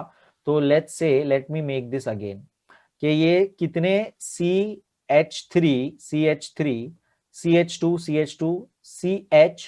CH3 और फिर इधर क्लोरीन लगा दिया है। तो ये मैं लास्ट में लगा सकता था, मैं कब से आपको बता रहा था कि हम लोग लास्ट के कार्बन में हम लोग लगा सकते थे। तो यहाँ पे मैंने सेकेंड लास्ट में इसको लगा दिया है, यहां पर मैंने कहीं लगा दिया है। तो अब इसका नेमिंग थोड़ा चेंज हो जाएगा, तो क्या नेमिंग कैसे करना है वो चीज हमें देखनी है।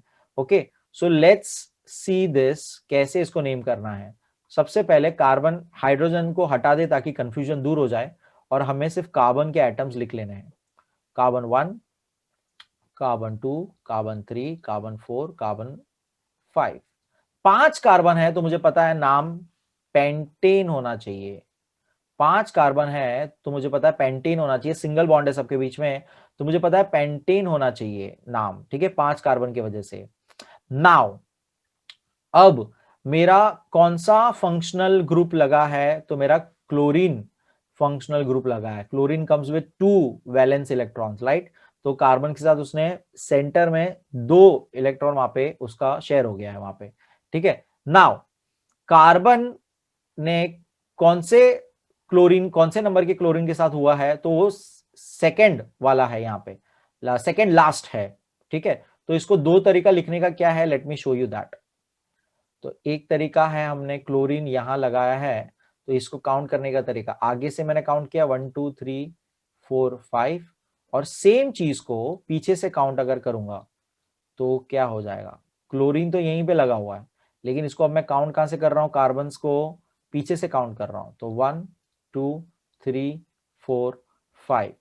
तो ये यहां पर जरा लॉजिक समझिए, समझने की कोशिश करिए कि लिखने का तरीका क्या क्या है, लिखने का तरीका क्या क्या है। जैसे हम नहीं कहते कि आपका लेफ्ट या मेरा लेफ्ट, है ना, हम ऐसा कहते हैं ना, लेफ्ट जाना है, तो हम कितनी बार पूछते हैं कि तुम्हारा लेफ्ट कि मेरा लेफ्ट, राइट। वैसा यहाँ पे बात हो रहा है कि क्लोरीन तो सेकेंड लास्ट वाले में लग रहा है, लेकिन अगर मैं कार्बन एटम पीछे से काउंट करता 1 2 3 4 5, तो क्लोरीन सेकेंड नंबर पे होता है, और अगर कार्बन को आगे से काउंट करता तो क्लोरीन फोर्थ नंबर पे होता है। तो अब यहाँ पे देखेंगे 4 लिखना है कि 2 लिखना है, तो एकदम सिंपल है, जो छोटा वाला नंबर होता है वो लिखना होता है। 4 2 में छोटा नंबर 2 है, तो हमें 2 यूज करना है, ठीक है। एंड क्लोरीन है तो उसका क्लोरो हम लोग यूज करते हैं वर्ड, वो भी हम आगे लिखते हैं, यानी प्रीफिक्स में लिखते हैं। तो इसका पूरा नाम क्या हो जाएगा, 2 क्लोरो पेंटेन। तो ये जैसे कि आप देख सकते हो यहाँ पे नाम 2 क्लोरो पेंटेन। तो इस तरह से नेमिंग की जाती है, इस तरह से नाम दिया जाता है। तो थर्ड वाला भी देखेंगे, यहाँ पे सी कितने हैं काउंट करेंगे। तो देखिए यहाँ पर अगेन सेकेंड लास्ट में ये जुड़ रहा है हमारा। अब इसको मैं कार्बन के खाली फॉर्मेट में लिख देता हूं पहले। तो कार्बन कितने हैं, तो टोटल कार्बन 5 है, अगेन 5 है, यानी कि 5 यानी कि पेंटेन। तो कार्बन 5 पहले बना देते हैं हम लोग, और सेकेंड लास्ट के साथ जुड़ रहा है, तो यहां पर डबल बॉन्ड ऑक्सीजन के साथ। नाउ सिर्फ O है, यानी कि केटॉन होता है, ऑक्सीजन यानी सिर्फ O है यहाँ पे लगा हुआ, तो केटॉन वाला ONE वाला लगना है, हमें ये पता है। ओके, सो लेट्स सी, अब कार्बन को मैं आगे से नेमिंग करता हूं 1 2 3 4 5। यही चीज मैं कार्बन को पीछे से नेमिंग अगर करूं, तो पीछे से नेमिंग के लिए भी फिर से ये लिख लेते हैं। तो यहां 1 2 3 4 5, तो दोनों में अगेन हमारे पास दो नंबर आते हैं 4 एंड 2, तो जो छोटा नंबर है वो सिलेक्ट करना है, तो 2 सिलेक्ट करेंगे। 5 कार्बन है इसलिए पेंटेन आने वाला है, मुझे पता है। मेरा फंक्शनल ग्रुप O है, O मेरा फंक्शनल ग्रुप है, इसलिए मुझे पता है कि ONE आने वाला है, तो ONE, और 2 है बीच में ये, तो ये 2, तो इसका नाम देखिए पेंटेन 2ONE।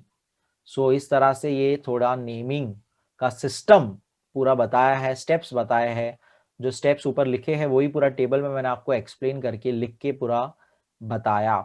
आप भी प्रैक्टिस लगेगी थोड़ा सा, इसमें थोड़ा सा ध्यान आपको देना है एक्सप्लेनेशन पे, एंड ये खुद से करना है तो ये समझ में आएगा। Let's move head. Some more steps are required for writing IUPAC names of compounds having more complex structure units such as branch change, carbon rings and heterocycles etcetera. तो और भी ऐसे और स्टेप्स होते हैं, जितना कॉम्प्लिकेटेड कंपाउंड होते जाता है और उसमें चेंज होते जाते हैं, नाम में फर्क आते जाते हैं। जैसे कि हमने देखा था साइक्लो नाम दे रहे थे, रिंग वाले स्ट्रक्चर को हम लोग साइक्लो नाम दे रहे थे, ओके। और ब्रांच वाले को हम लोग आइसो, फिर आगे और आइसोमर्स को अलग अलग आई दे रहे थे, आई बुटेन होता है, आई बुटेन होता है। फिर अगर और स्ट्रक्चर उसमें चेंज आ सकता है तो नियो भी होता है, नियो। सो ये अलग अलग अगर जितने स्ट्रक्चर फॉर्म होते जाते हैं तो ये अलग अलग तरीके हैं नाम करने के, जो आपको आगे जब फर्दर स्टैंडर्ड्स में आप जाओगे आएगा, जब साइंस आप आगे पढ़ोगे तो आपको ये सारा चीज आएगा। लेकिन ये सब देखिए कितना कॉम्प्लिकेटेड था। तो क्या लैब्स में जनरली ये IUPAC नेम्स नहीं यूज होते हैं, वो कॉमन नेम्स यूज होते हैं, मतलब जो कॉमनली नोन है वो नाम यूज होते हैं। तो हमें यहाँ पे उन्होंने एक टेबल दिया है जिसमें उन्होंने कॉमन नाम देके रखा है, यानी कि जो बेसिकली सारे साइंटिस्ट या जो भी केमिस्ट है वो लोग यूज करते हैं ये सारे नाम, लेकिन उसके ओरिजिनल IUPAC नेम्स अलग है, उसके IUPAC नेम्स अलग है। तो हमें यहाँ पे वो लिखना है। तो लेट्स सी कैसे हम लोग ये नेम कैसे बनाते जाते हैं। बहुत ही सिंपल है, एकदम सिंपल है। यहाँ पे मैं आपको एटलीस्ट कुछ यहाँ पे लिख के बताता हूँ, बाकी के आप गेस करिएगा और कमेंट में बताइएगा। तो पहले देखिए स्ट्रक्चर फॉर्मूला। पहला काम है कार्बन काउंट करो कितने हैं। तो कार्बन विथ डबल बॉन्ड 2 है, तो 2 कार्बन। सबसे पहली बात, कौन से फर्स्ट कार्बन को हम लोग मेथेन कहते हैं, सेकेंड को हम लोग एथेन कहते हैं, राइट। तो ये एथेन आएगा। लेकिन अब मैं देखता हूं डबल बॉन्ड है, तो डबल बॉन्ड है तो मेरा ANE कन्वर्ट कर देता है उसे एथीन के अंदर। तो ये मेरा सिंपली बन गया एथीन, तो इसका IUPAC नेम होता है एथीन। एंड उसका कॉमन नेम जो यूज किया जाता है, लाइक रोजमर्रा की, लाइक लोग लैब्स वगैरह में जो यूज करते हैं नेम, तो एथलीन होता है, ठीक है। IUPAC नेम हमारा विथ लॉजिक विथ रूल्स क्या होता है, एथेन होता है, ethene, sorry not ethene, ethene होता है। फिर नेक्स्ट वाला देखेंगे। सो ये हो गया आपका एथीन। नाउ सेम चीज कार्बन देखिए 2 है, अब इस बार ट्रिपल बॉन्ड है, तो पहले 2 कार्बन के हिसाब से दिमाग में एथेन आ जाना चाहिए। और अब 3 बॉन्ड है तो ANE की जगह पे आपको YNE। ये सब मैं आपको फर्स्ट लेक्चर से ही बताते आ रहा हूं नाम कैसे करना है। तो यहाँ पे नाम आ जाएगा आपका एथाइन। क्या नाम आ जाएगा, एथाइन। उसका कॉमन नेम क्या है, एसिटिलीन, एसिटिलीन, एसिटिलीन उसका कॉमन नेम है, ठीक है, एसिटिलीन। आई डोंट नो इसका प्रोनाउंसिएशन मैं सही कर रहा हूँ कि नहीं, बट कॉमन नेम उसका ये है, जो आपको स्पेलिंग याद रखनी है, ठीक है। फिर थर्ड वाला है एसिटिक एसिड, जिसको कॉमन नेम एसिटिक एसिड है। मैंने आपको ये ऑलरेडी बता दिया था ऊपर जब मैं बता रहा था एथोनिक एसिड, अगर आपको याद होगा मैंने आपको बताया था एथोनिक एसिड। एथोनिक एसिड मैंने आपको बताया था, उसका कॉमन नेम एसिटिक एसिड होता है, तो वही यहाँ पे आएगा। ये एथोनिक एसिड कैसे बना तो वो भी मैं आपको बताता हूँ। लेट मी अगेन सिंपली, ये ऑलरेडी मैं आपको बता चुका हूं बट फिर से मैं आपको बताता हूं कि काउंट करो कितने पहले कार्बन है। तो कार्बन 2 है, 2 कार्बन है total, right, with a single bond. 2 carbon है विद अ सिंगल बॉन्ड, तो 2 कार्बन के हिसाब से पहले तो हमें एथेन में जाना है। अब उसके हिसाब से बाद में देखिए फंक्शनल ग्रुप क्या यूज हुआ, तो फंक्शनल ग्रुप COOH। तो ये कार्बो ऑक्सिलिक एसिड का फंक्शनल ग्रुप है, जिसका हम लोग सफिक्स लगाते हैं OIC एसिड, राइट। तो ये नाम क्या हो जाएगा आपका, एथे ई की जगह पे एन के बाद OIC, एथेनोइक, एथेनोइक एसिड। इसका भी प्रोनाउंसिएशन एग्जैक्टली पता नहीं क्या है, एथेनोइक, एथेनोइक, एथेनोइक ही होगा, एथेनोइक एसिड हो जाएगा ये। सो ये आपका एथेनोइक एसिड, ओके। सो इस तरह से नेमिंग करते जाना है आपको। नेक्स्ट है आपका जो कॉमन नेम है मेथाइल अल्कोहल, जो कॉमन नेम मेथाइल अल्कोहल है, तो उसका जो नाम क्या होगा IUPAC, यानी कि जो इंटरनेशनल संस्था ने जो नाम दिया वो क्या होगा। तो लेट्स काउंट कार्बन्स। कार्बन एक ही है, यानी कि मेरा मेथ मैथेन, मीथेन, कार्बन एक ही है तो मीथेन। नाउ एक H की जगह पे OH लग गया, OH यानी अल्कोहल, OH यानी अल्कोहल, यानी कि मेरे को OL लगाना है। तो ये भी मैंने आपको ऊपर नाम बताया था मेथेनॉल, ये भी मैंने आपको ऊपर नाम बताया था मेथेनॉल, मेथेनॉल आएगा यहाँ पे मेथेनॉल। फिर नेक्स्ट कॉमन नेम है एथाइल अल्कोहल, एथाइल अल्कोहल जब नाम है तो नाम यहां पर क्या होगा, तो कॉमन सेंस से आप अगर गेस कर सकते हो एथेनॉल होगा, लेकिन मैं आपको रूल्स के हिसाब से भी बताता हूं। काउंट करो कितने कार्बन है, 2 कार्बन है। जब 2 कार्बन होते हैं, जब 2 कार्बन होते हैं तो इथेन का लाइन हो जाता है।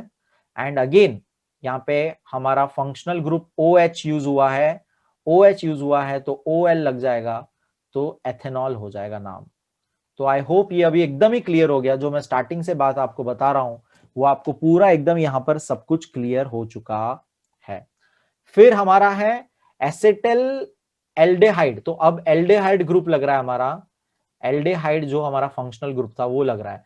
एल्डेहाइड का हम लोग क्या यूज करते हैं, Al, ठीक है। और अब काउंट करेंगे कार्बन कितने हैं टोटल, तो कार्बन देखिए कितने हैं, 2 कार्बन है। 2 कार्बन अगर है इट मींस मेरा यहां पर एथेन होने वाला है, एथेन है और एल्डेहाइड का Al लगाना होता है तो एथेनल हो जाएगा, ये एथेनल, लास्ट में ई की जगह पे Al आ जाएगा, एकदम सिंपल सा, तो ये हो जाएगा आपका एथेनल। सो इस तरह से आपको नेमिंग करते जाना है। बाकी के जो बचे कुछ है ये 4, आप ये आप मुझे बताइए, आप यूज कर सकते हैं ये मेथड जिस तरह से मैं आपको बता रहा हूँ, रूल वाला मेथड। लेकिन अगर नहीं आया तो आप हेल्प ले सकते हो आपके लाइक दूसरे किताबों का या गूगल का। लेकिन मुझे कमेंट में ये जरूर बताइएगा, पहले ट्राई करिएगा कैसे हमने ये जो मैं आपको नेमिंग सिखा रहा हूँ, कार्बन काउंट करना है, कार्बन काउंट करने के बाद बॉन्ड चेक करना है डबल ट्रिपल है क्या, उसके बाद आपको फंक्शनल ग्रुप चेक करना है, उसके बेस पे आपको नाम बताना है। बहुत ही सिंपल है अगर आप थोड़ा ट्राई करेंगे तो। ओके, सो आई होप आपको ये समझ में आ रहा है। Let's C ahead.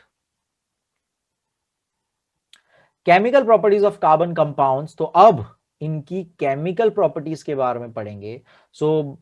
ये जो हम कब से पढ़ रहे हैं, ये कहाँ इस्तेमाल होते हैं, तो ये सारे गैस मैंने आपको बोला था, बायोगैस का सबसे इंपॉर्टेंट कंपोनेंट क्या होता है, तो मीथेन गैस होता है, राइट। तो ये क्या करता है, ये हमें क्या करने में काम आता है, तो कॉमन सेंस की बात है, कार्बन जलता है, कार्बन हमें एनर्जी देता है, कार्बन हमें हीट लाइट प्रोवाइड करता है, हमें एनर्जी दे रहा है, राइट। और उसके वजह से क्या बनता है, तो कार्बन को जलाने पे कार्बन डाइऑक्साइड फॉर्म होता है, ये बात भी आप जानते हो।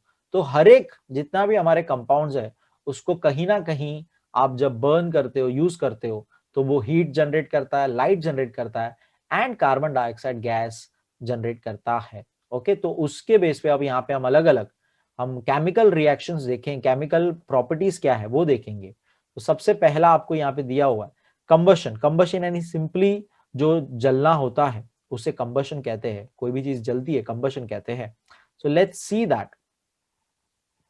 Let us first look at the combustion as a chemical property of a carbon compound. We have seen in the previous standard that carbon in the form of various allotropes on ignition, ignition यानी जलाने पर, in the presence of oxygen undergoes combustion and emit heat and light. तो ये बात already अभी मैंने आपको बताई कि कार्बन की चीजें जलती है, हमें हीट लाइट देती है। और इंपॉर्टेंट बात यहाँ पे क्या है, ऑक्सीजन के प्रेजेंस में। हमने बचपन में एक्सपेरिमेंट किया था, आई डोंट नो आपको याद है कि नहीं, कैंडल को बर्न करना होता है, कैंडल को जलाओ, अभी भी आप कर सकते हो ये एक्सपेरिमेंट, कैंडल को जलाइए, उसके ऊपर ग्लास रख दीजिए, कांच का ग्लास रख दीजिए, उसको पूरा बंद कर दीजिए, तो कैंडल थोड़ी देर में बुझ जाएगी, कैंडल जो है थोड़ी देर में बंद हो जाए, बुझ जाएगी। इससे हमने प्रूफ किया कि बर्निंग के लिए, जलने के लिए, बर्निंग के लिए, कंबशन के लिए, सिंपल अगर और वर्ड यूज करूं, कंबशन के लिए ऑक्सीजन जरूरी होता है, एटमॉस्फेयर का ऑक्सीजन जरूरी होता है। आई डोंट नो आपको ये एक्सपेरिमेंट याद है कि नहीं, बट ये आप ट्राई कर सकते हो या इसके बारे में आप अगेन थोड़ा सा रिसर्च कर सकते हो। सो यहां पर ऑक्सीजन के प्रेजेंस में इसलिए लिखना यहाँ पे लाइन जरूरी है, वो हीट और लाइट देता है। Also forms carbon dioxide, hydrocarbon as well as most of the carbon compounds undergo combustion in presence of oxygen to emit heat and light।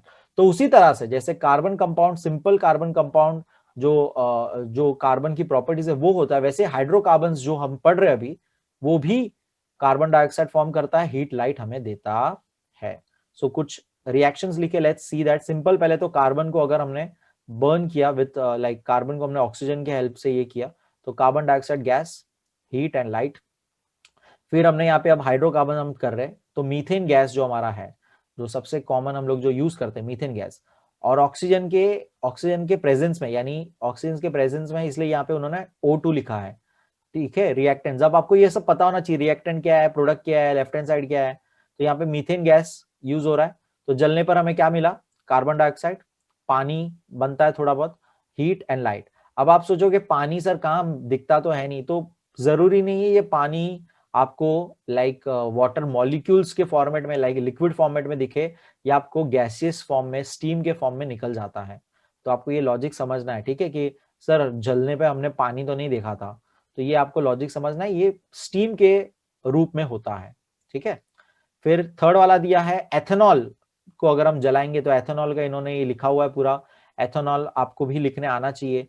तो एथ है यानी कि हमारा 2 कार्बन एटम्स, एंड OL यानी कि ऑक्सीजन, हमारा अल्कोहल वाला हमारा फंक्शनल ग्रुप, तो देखिए OH, उसके वजह से OL आया।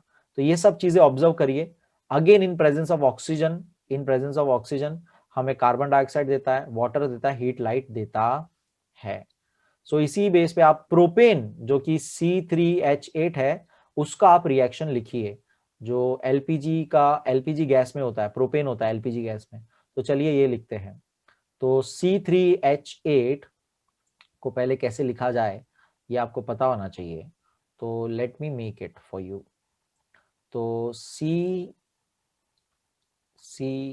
3 बार लिखना है, ठीक है, H8 अपने को लगाना है, तो यहां पर 3 बार होता है, हमें पता है, यहां 3 बार होगा, कॉर्नर में, दोनों कॉर्नर में 3 बार होगा, और बीच में H2 टाइम्स होगा, राइट। तो जरा काउंट करो, 1 2 3 4 5 6 7 8, तो बरोबर हमने बना दिया C3H8। इसका मैं लाइक कंडेंस्ड स्ट्रक्चर फॉर्मूला का कंडेंस फॉर्म कैसे लिखूंगा, तो CH3 CH2 and again CH3। तो ये बात मुझे लिख के दिखानी थी, जो मैंने इसके बेस पे लिखी है। पहला क्या है, CH3, फिर ये डैश मैंने बनाया यहाँ पे, फिर CH2, ये मैंने CH2 बनाया, और फिर डैश, ये डैश, और फिर लास्ट में फिर से CH3। तो इस तरह से हम पहले तो इसको लिखते हैं। Okay, so now let's write this down. तो सिंपली C3H8 विथ ऑक्सीजन। अब मुझे पता नहीं कितना ऑक्सीजन लगेगा, बट आई नो मेरे मेरे यहाँ पर रिएक्शन में क्या क्या आने वाला है, तो पहले मैं वो लिख देता हूँ, CO2 H2O, okay, and heat and energy plus heat and light. ठीक है, अब मुझे पता नहीं है, मैंने ऑक्सीजन यहाँ पे, जैसे कि यहाँ पे एक ही ऑक्सीजन था, यहाँ पे 2 ऑक्सीजन मॉलिक्यूल्स थे, यहाँ पे 3 ऑक्सीजन मॉलिक्यूल्स, तो मुझे पता नहीं है कि यहाँ पे कितने ऑक्सीजन लगेंगे, तो मैं बैलेंसिंग द इक्वेशन करूंगा, जो हम लोग ने 3rd चैप्टर में सीखा था वो यहाँ पे देखेंगे। लेट्स सी, कार्बन 3 है लेफ्ट में, राइट में कार्बन एक ही है, मतलब गड़बड़ है, बैलेंस करना है। तो पहले सिंपली इसको बैलेंस करने के लिए यहाँ पे 3 लिख दो, ताकि कार्बन बैलेंस हो गया। कार्बन 3 हो चुका है, यस वेरी गुड, बैलेंस हो गया। हाइड्रोजन 8 है, हाइड्रोजन यहाँ पे 8 टाइम्स है, जबकि यहाँ पे 2 बार ही है, मतलब आगे 4 लिखूंगा, 4 2 8 हो जाएगा, तो हाइड्रोजन भी बैलेंस कर दिया। अब देखते हैं बचा हुआ ऑक्सीजन। ऑक्सीजन यहाँ पे एक ही लिखा है मैंने, क्योंकि मुझे पता नहीं था कितना यूज करना है। तो अब ऑक्सीजन टोटल काउंट करते हैं राइट साइड में।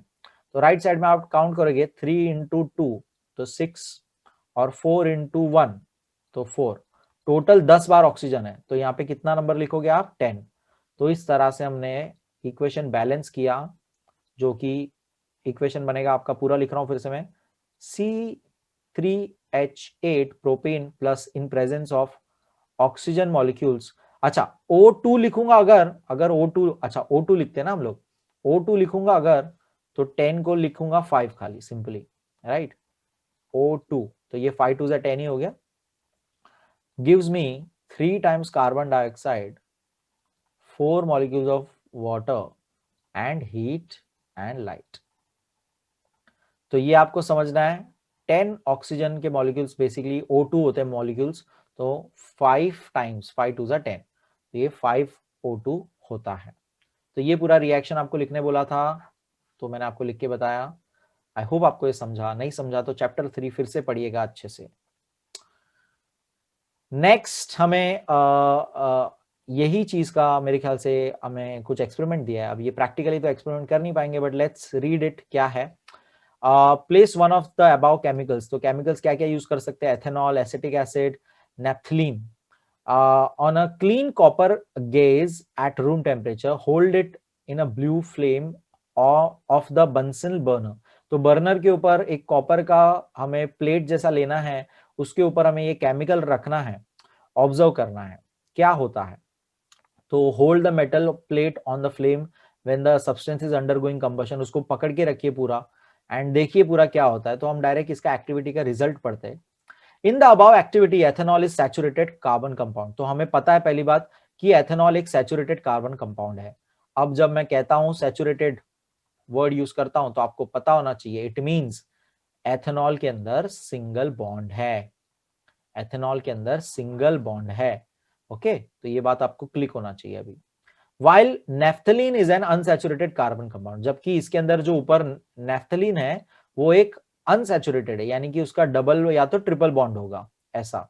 Okay, generally saturated carbon compounds burn with a clean blue flame. तो अब क्या कह रहे हैं, ये आपने जलाया होगा ethanol, acetic acid and naphthalene. तो यहां पर जब एथेनॉल जल रहा होगा तो आपको ब्लू कलर का फ्लेम दिखेगा। आपने अपने घर पे भी जो गैस देखा होगा उसमें आपको ब्लू कलर दिखता होगा कि नहीं दिखता होगा? ब्लू कलर दिखता होगा, राइट? तो क्लीन ब्लू फ्लेम में जब जलता है, कौन से लोग जलते? सैचुरेटेड कार्बन कंपाउंड जो होते हैं, सैचुरेटेड कार्बन कंपाउंड्स, वो ब्लू फ्लेम देते हैं। Okay, while unsaturated carbon compounds burn with a yellow flame and release black smoke। जबकि अनसैचुरेटेड कार्बन कंपाउंड जितने हैं, डबल और ट्रिपल बॉन्ड वाले जितने भी है, वो येलो फ्लेम के साथ जलते हैं। वो येलो फ्लेम के साथ जलते हैं। वो yellow colour I don't know आपको दिख रहा है कि नहीं ये बोर्ड पे, बट वो येलो फ्लेम के साथ जलते हैं। ओके, सो ये फर्क है सैचुरेटेड में और अनसैचुरेटेड में, आपको याद रखना है ये, ठीक है? सो comparison of the molecular formula indicates that the proportion of carbon is larger in the unsaturated compounds than in the saturated compounds। तो हम जब ये कंपेयर करते हैं तो हमें पता पड़ता है कि अनसैचुरेटेड में कार्बन बहुत ज्यादा है। कार्बन कंपाउंड्स जो है, कार्बन की चेन बहुत लंबी है, कार्बन बहुत नंबर हाई है, कार्बन बहुत ज्यादा है। अनसैचुरेटेड में कार्बन बहुत ज्यादा है। As a result, some unburnt carbon particles are also formed during combustion of unsaturated compound। तो इसी के वजह से वो जो काला धुआं जो निकल रहा था, स्मोक जो निकल रहा था, ब्लैक स्मोक जिसे हम सूट कहते हैं, हमने एक चैप्टर में पढ़ा था, वो कौन सा वाला चैप्टर था जिसमें एनर्जी प्रोडक्शन वाला चैप्टर था, रिन्यूएबल एनर्जी वाला चैप्टर था, उसमें हम लोग ने बात की थी ब्लैक पार्टिकल्स की, कार्बन ब्लैक पार्टिकल सूट जो अलग अलग चिमनी वगैरह में आ जाता है जिससे काला हो जाता है पूरा, लाइक और फिर जितने भी व्हीकल्स है उसके पीछे से भी धुआं निकलता है। काला क्यों होता है? वो सूट पार्टिकल्स क्या होते हैं? बेसिकली कार्बन पार्टिकल्स ही होते हैं जो ठीक से पूरी तरह से बर्न नहीं हुए, जो ठीक से पूरी तरह से बर्न नहीं हुए। तो अनबर्न्ड यानी जला नहीं है पूरी तरह से, बच गए, कार्बन बेसिकली पूरा यूज नहीं हुआ, वो येलो कलर की फ्लेम में जलेगा एंड सूट पार्टिकल्स जमा हो जाएंगे। ठीक है, तो ये अनसैचुरेटेड वाले में होता है, आपको याद रखना है। Let's read ahead. While in the flame these hot carbon particles emit yellow light and therefore the flame appears yellow.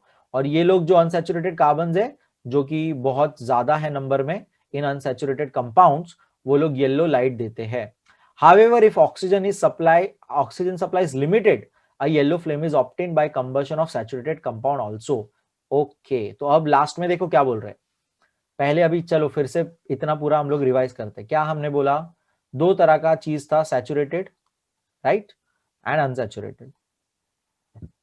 Saturated यानी सिंगल बॉन्ड वाला, सैचुरेटेड यानी सिंगल बॉन्ड वाला, एंड अनसैचुरेटेड यानी कि डबल बॉन्ड भी हो सकता है, ट्रिपल बॉन्ड भी हो सकता है, नाउ सैचुरेटेड कार्बन्स में कार्बन की मात्रा, नंबर ऑफ कार्बन कम होता है, जबकि अनसैचुरेटेड में कार्बन बहुत ज्यादा होता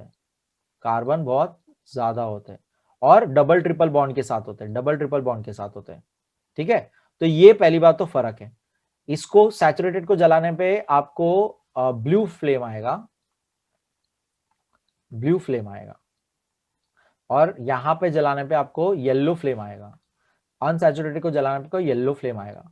और सिंस इसमें कार्बन बहुत ज्यादा है तो कुछ कार्बन जलता नहीं है, उसके वजह से सूट पार्टिकल्स यानी ब्लैक स्मोक पार्टिकल्स भी आएंगे, काला काला सब धुआं और स्मोक और सूट पार्टिकल्स, काला पार्टिकल्स भी आपको मिलेगा, क्योंकि पूरी तरह से जलता नहीं है।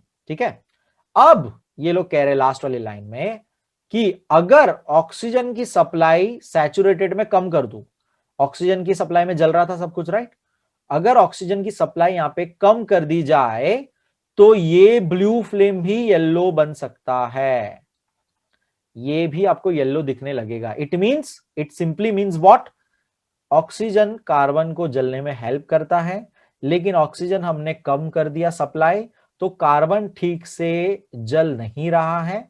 इट मींस अनबर्न्ट हो रहा है। अनबर्न्ट हो रहा है मतलब यहां पर भी आपको सूट पार्टिकल्स और येलो फ्लेम नजर आने लगेगा। दैट इज द रीजन कितनी बार आपको जब अपने गैस पे भी येलो फ्लेम दिखेगा, इट मींस वहां पे ऑक्सीजन की मात्रा कम हो गई है, लिमिटेड ऑक्सीजन मिल रहा है उसको तभी। एंड इसीलिए कभी कभार आपके बर्तन जो है नीचे से काले पड़ जाते हैं, क्योंकि कार्बन पार्टिकल्स पूरी तरह से बर्न नहीं हुए। सो आई होप आपको ये समझ में आया एंड ये इतना क्लियर हुआ। सो नेक्स्ट देखते हैं ऑक्सीडाइजेशन। सो ये आप कितने टाइम से हम लोग पढ़ते आ रहे हैं, ऑक्सीडाइजेशन ऑक्सीडाइजेशन। सो आपको पता ही होगा ऑक्सीडाइजेशन मतलब क्या होता है, ऑक्सीजन के साथ मर्ज हो जाना, ऑक्सीजन के साथ कंबाइन हो जाना, तो उसे ऑक्सीडाइजेशन कहते हैं। तो वही बात यहाँ पे लिखी है, so let's just read it. You have seen that carbon compounds start burning by combining easily with oxygen in the air when ignited in air. In this process, combustion, all the chemical bonds in the molecule of the carbon compound break and CO2 H2O are formed. तो ये हम already देख चुके ऊपर कि carbon oxygen के साथ मिलता है और हमें carbon dioxide and water molecules मिलते हैं। In other words, carbon compound is completely oxidise. तो उसको क्या कहा जाता है, वो जो कार्बन कंपाउंड जिसको हम जला रहे थे, जो मीथेन हम जला रहे थे, जो एथेनिक एसिड हम जला रहे थे, जो भी हम जो जला रहे थे, वो कार्बन कंपाउंड पूरी तरह से ऑक्सीडाइज्ड हो गया है, यानी कि पूरी तरह से ऑक्सीजन के साथ कंबाइन हो गया है, पूरी तरह से ऑक्सीजन के साथ कंबाइन हो गया है, ऑक्सीडाइज हो गया है। Chemical compounds can also be used as a source of oxygen. अब ऑक्सीजन सिर्फ एयर से ही नहीं मिल सकता है, अब मैं सिर्फ एयर का ऑक्सीजन ही नहीं, मैं अलग से कोई केमिकल कंपाउंड का इस्तेमाल कर सकता हूं ऑक्सीजन प्रोवाइड करने के लिए, ऑक्सीजन देने के लिए, कार्बन कंपाउंड को ऑक्सीजन देने के लिए अलग से कोई केमिकल कंपाउंड इस्तेमाल कर सकता हूं। तो वो ऑक्सीजन देने के लिए आया है तो वो ऑक्सीडेंट हो जाएगा। ये सब हम लोग थर्ड चैप्टर में बहुत डिटेल में पढ़ चुके हैं, ठीक है। Substance that can give oxygen to other substance are called oxidants, oxidizing agent। वही बात फिर से लिखी यहाँ पे जो जस्ट मैंने अभी आपको बताई कि जो सब्सटेंस हम लोग इस्तेमाल करेंगे ऑक्सीजन देने के लिए कार्बन कंपाउंड को, उस सब्सटेंस को ऑक्सीडेंट या ऑक्सीडाइजिंग एजेंट कहा जाएगा। पोटेशियम परमैंगनेट और potassium dichromate are commonly used as oxidising agent. तो ये तो आपको एकदम क्लियरली याद होना चाहिए, थर्ड चैप्टर में हमने इसके पूरा एक्सपेरिमेंट किया था। पोटेशियम परमैंगनेट, पोटेशियम डाइक्रोमेट हम लोग इस्तेमाल करते थे एज ऑक्सीडाइजिंग एजेंट, यानी ये ऑक्सीजन सप्लाई करने में काम आते हैं, ऑक्सीजन सप्लाई करने में काम आते हैं। An oxidising agent affects on certain functional groups in present carbon compounds. तो ये ऑक्सीडेंट जो हम लोग यूज करेंगे वो फंक्शनल ग्रुप के साथ भी मिलके कुछ ना कुछ रिएक्शन देते हैं। तो नेक्स्ट एक्टिविटी आपको वही दी है, so let's just see this. In the above activity, ethanol gets oxidized by alkaline potassium permanganate। यहाँ पे पोटेशियम परमैंगनेट ऑक्सीडेंट यूज किया है, ये आपका ऑक्सीडेंट होता है, ऑक्सीडाइजिंग एजेंट। और हम लोग एथेनॉल को जला रहे हैं तो ये आपका एथेनॉल हुआ। यहाँ पर हमने पोटेशियम परमैंगनेट हमने एसिडिक फॉर्म में यूज किया है और जो ऑक्सीजन प्रोवाइड कर रहा है, इसलिए यहाँ पे ऊपर ओ लिखा हुआ है।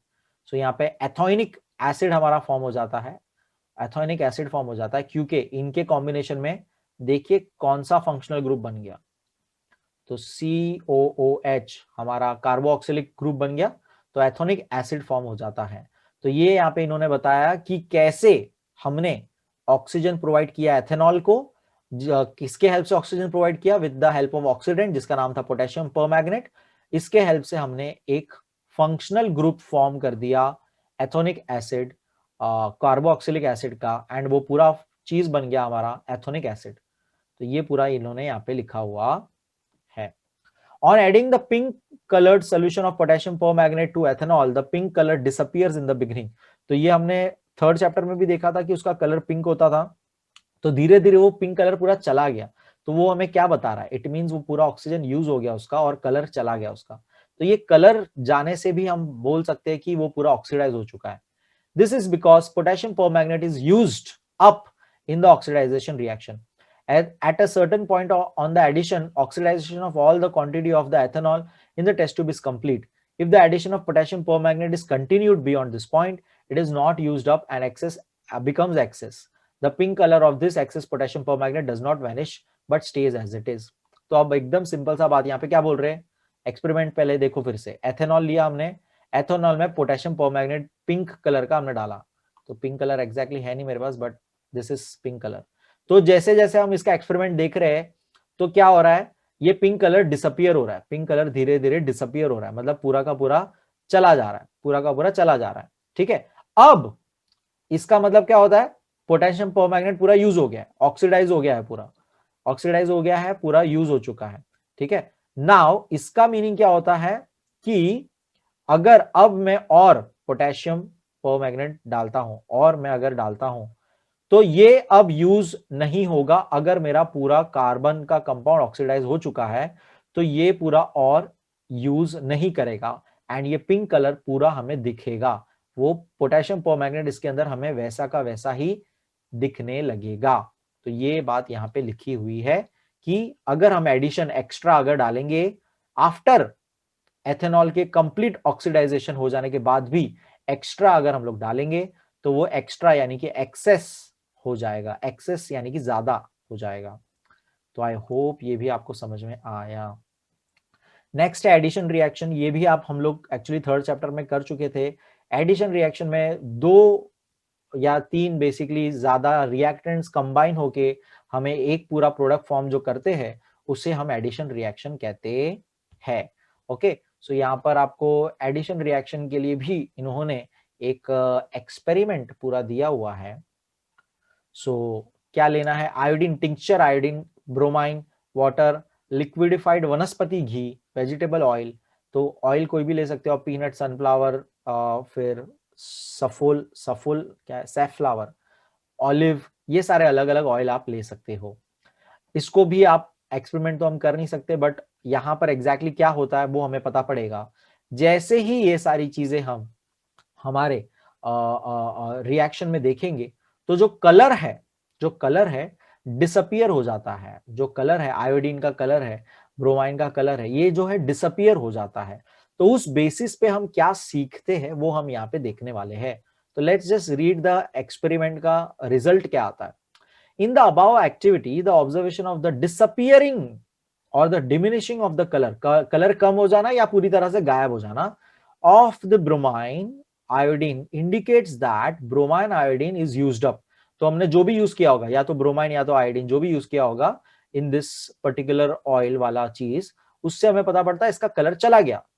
This means that bromine iodine has undergone a reaction। इसका मतलब उनके साथ कुछ तो कुछ रिएक्शन हुआ है विद द कंसर्न सब्सटेंस, यानी जो भी हमने सब्सटेंस यूज किया रहेगा, वनस्पति घी या तो कोई वेजिटेबल ऑयल, जो अलग अलग हमने यूज किया रहेगा।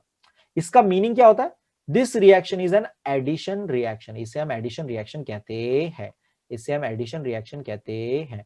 क्योंकि आयोडीन या ब्रोमाइन उसका कलर चला गया, इट मींस उसके साथ कुछ रिएक्शन हो गया, तो वो पूरा रिएक्ट हो गया, उसको हम एडिशन रिएक्शन कहते हैं। व्हेन, अब उसका पूरा definition, when a carbon compound combines with another compound to form a product that contains all the atoms of both the reactants is called addition reaction। तो अब सिंपल भाषा में रिएक्टेंट में जितने भी चीजें थे वो सारे प्रोडक्ट में आ जाएंगे, रिएक्टेंट 1 प्लस रिएक्टेंट 2 और एक प्रोडक्ट में सब कुछ आ जाएंगे तो ये एडिशन रिएक्शन होता है। इसका हमने थर्ड चैप्टर में नाम क्या पढ़ा था? Combination reaction. याद है आपको? Combination reaction. तो वही चीज यहाँ पे हो रही है कि हम लोग ने मैग्नीशियम लिया था, ऑक्सीजन लिया था और हमने मैग्नीशियम ऑक्साइड बनाया था, राइट? तो ये कॉम्बिनेशन रिएक्शन ही था। तो यहाँ पर उसका नाम क्या है? कार्बन कंपाउंड में उसका नाम क्या पढ़ रहे हैं हम लोग? Addition reaction. क्या नाम पढ़ रहे हैं हम लोग उसका? Addition reaction. Okay, let's read ahead. Unsaturated compounds contain a multiple bond as their functional group. तो ये बात हमें पता ही है। अनसैचुरेटेड में मल्टीपल बॉन्ड मतलब क्या होता है? डबल बॉन्ड होता है या तो ट्रिपल बॉन्ड होता है। तो वही बात उन्होंने लिखी है फिर से। They undergo addition reaction to form a saturated compound as the product. अब ये कह रहे हैं कि अनसैचुरेटेड जितने भी कंपाउंड है उनके अंदर होता है एडिशन रिएक्शन, और एडिशन रिएक्शन होने पर वो क्या बन जाते हैं? सैचुरेटेड बन जाते हैं।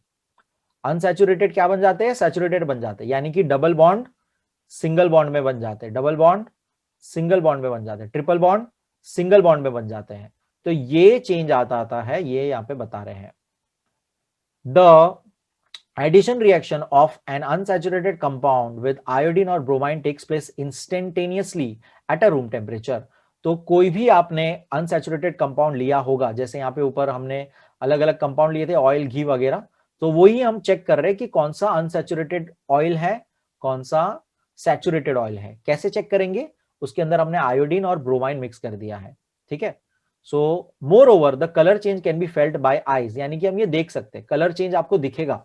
ये एक्सपेरिमेंट में आपको बकायदा कलर चेंज होते हुए दिखेगा, आयोडीन और ब्रोमाइन का कलर चेंज होते हुए आपको दिखाई देगा। Therefore, this reaction is used as a test for detection of multiple bond in a carbon compound। तो ये टेस्ट का हम क्या इस्तेमाल करते हैं? अगर मुझे जानना है, let's say carbon compound fats अलग अलग, ये फैट्स ही हो गए, राइट? ये सारे फैटी एसिड्स है, फैटी एसिड्स के पार्ट है। ऑयल में फैट होता है ना, तो ये वेजिटेबल ऑयल में, हर एक ऑयल में अलग अलग तरह का फैट्स होता है। तो there are two types of fats, saturated fats, ये थोड़ा सा अलग इंफॉर्मेशन अभी आपको बता रहा हूं मैं। सैचुरेटेड फैट्स होता है, अनसैचुरेटेड फैट्स होता है।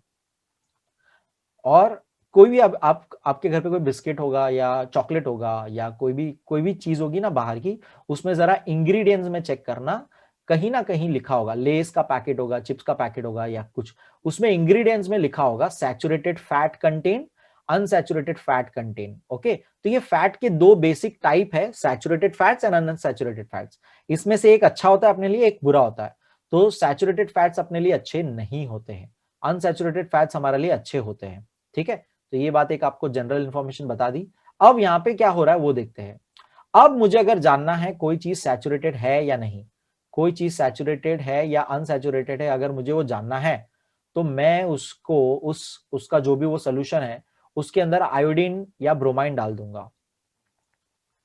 अगर आयोडीन ब्रोमाइन का कलर चेंज होता है तो मुझे पता पड़ जाएगा कि वो सैचुरेटेड था कि अनसैचुरेटेड था।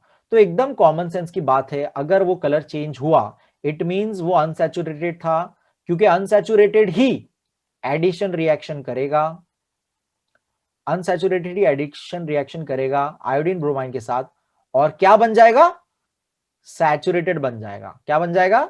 सैचुरेटेड बन जाएगा। तो क्या आपको समझना है इससे? अगर कलर चेंज हुआ, कलर चेंज हुआ तो द सब्सटेंस इज अनसैचुरेटेड। जो भी आपने कंपाउंड लिया था वो अनसैचुरेटेड कार्बन कंपाउंड है, वो अनसैचुरेटेड कार्बन कंपाउंड है, ये आपको पता चलेगा। ओके, सो ये पूरा रिएक्शन, ये पूरा एक्सपेरिमेंट इन्होंने यहां पे बताया था जिसका मैंने आपको रिजल्ट बताया। Now in the above activity, color of iodine bromide disappears in the reaction between oil and iodine. However, there is no change between वनस्पति घी। तो अब ये लोग कह रहे हैं कि ऑयल के साथ जब हमने किया एक्सपेरिमेंट तो कलर चेंज हुआ, चेंज कलर हुआ, लेकिन जब हमने वनस्पति घी के साथ किया, वनस्पति घी के साथ किया तो कलर चेंज नहीं हुआ। इट मींस यहां पर ये अनसैचुरेटेड है, अनसैचुरेटेड है और ये सैचुरेटेड है। तो ये आपको लॉजिक समझना है। What inference will you draw from this? Which of the substance do contain a multiple bond? तो अनसैचुरेटेड ऑयल जो है वो मल्टीपल बॉन्ड हो जाएगा, यानी कि डबल या ट्रिपल बॉन्ड वाला हो जाएगा। ओके, ऑयल हमारा, एंड घी जो है वो हमारा अनसैचुरेटेड हो जाएगा। ओके, आई होप आपको ये समझ में आया। नाउ लेट्स सी ये टेबल में हमें क्या दिया है। Stearic acid, oleic acid, palmitic acid and linoleic acid, ये सारे नाम आपको बहुत ही भयंकर से लग रहे होंगे।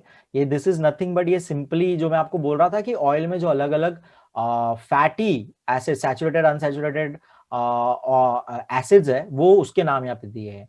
तो ये simply oleic acid olive oil में जो होता है, वो ऑलिव ऑयल का जो क्या कहते हैं फैट्स होता है, वो कार्बन कंपाउंड यहाँ पे नाम दिया हुआ है। ठीक है, तो ये आप बाकी के मुझे आप बताइए स्टेरिक, प्लेमेटिक एंड लियोनिक कौन से ऑयल में मिलते हैं। सनफ्लावर में मिलता होगा कोई, ठीक है, पीनट में कोई बनता है, तो ये कौन से में मिलता है आप मुझे बताइएगा कमेंट में।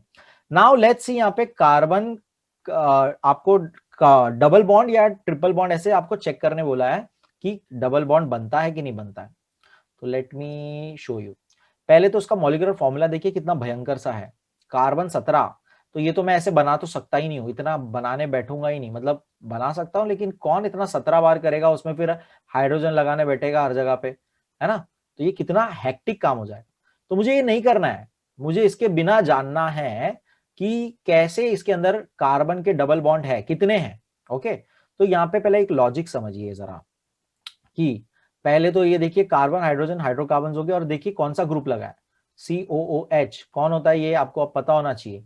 COOH कौन होता है, कार्बोक्सिलिक एसिड, यानी OIC एसिड, सबके पीछे नाम देखिए, OIC, IC दिख रहा है, IC एसिड, राइट। तो ये उनके ओरिजिनल नाम के पीछे हमने ये फंक्शनल ग्रुप के हिसाब से OIC लगाया हुआ है। ठीक है, ये छोटी छोटी बातें आप ऑब्जर्व करते जाइए।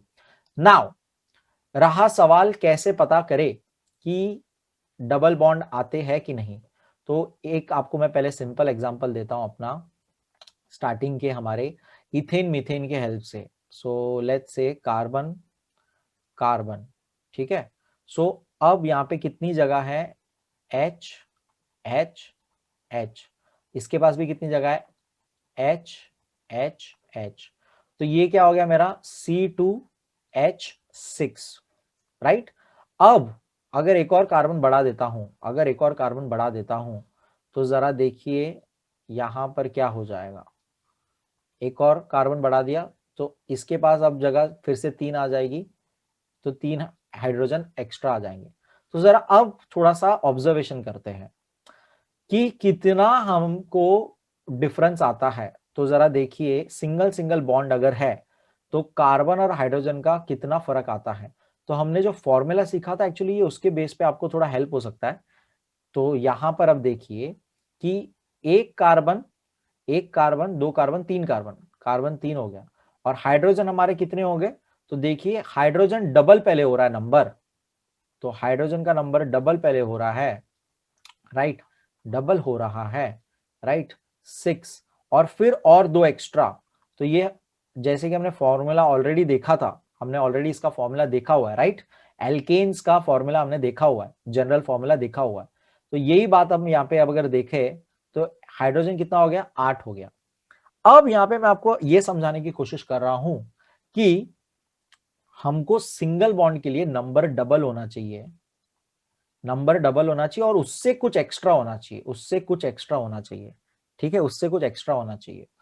तो अगर ये लॉजिक मैं यहां पर यूज करता हूं, कार्बन 17 है, हाइड्रोजन 35 है, तो पहले तो 17 का डबल कितना होता है, तो 17 का डबल होता है अपना 34।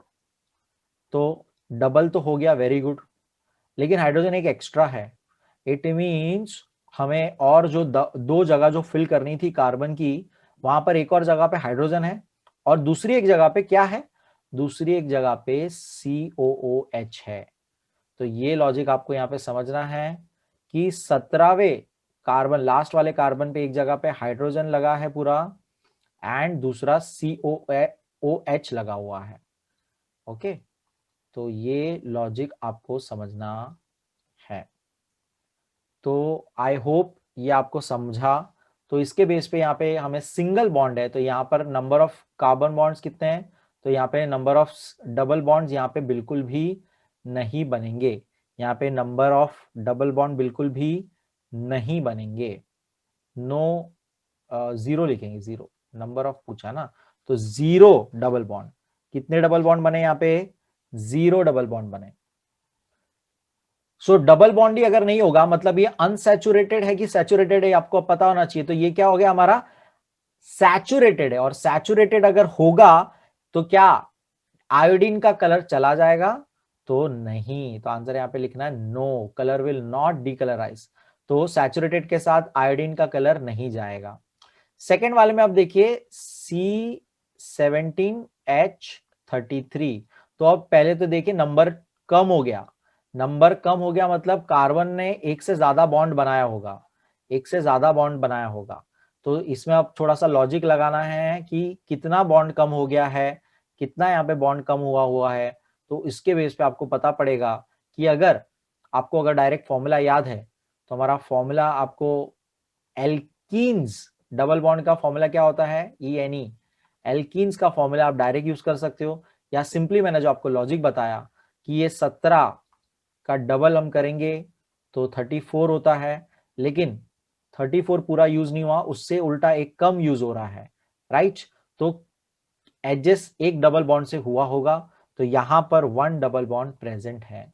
और अगर डबल बॉन्ड प्रेजेंट है यानी कि ये अनसैचुरेटेड है, अनसैचुरेटेड है, इट मींस ये रिएक्ट करेगा आयोडीन के साथ, तो आंसर यहाँ पे यस आएगा।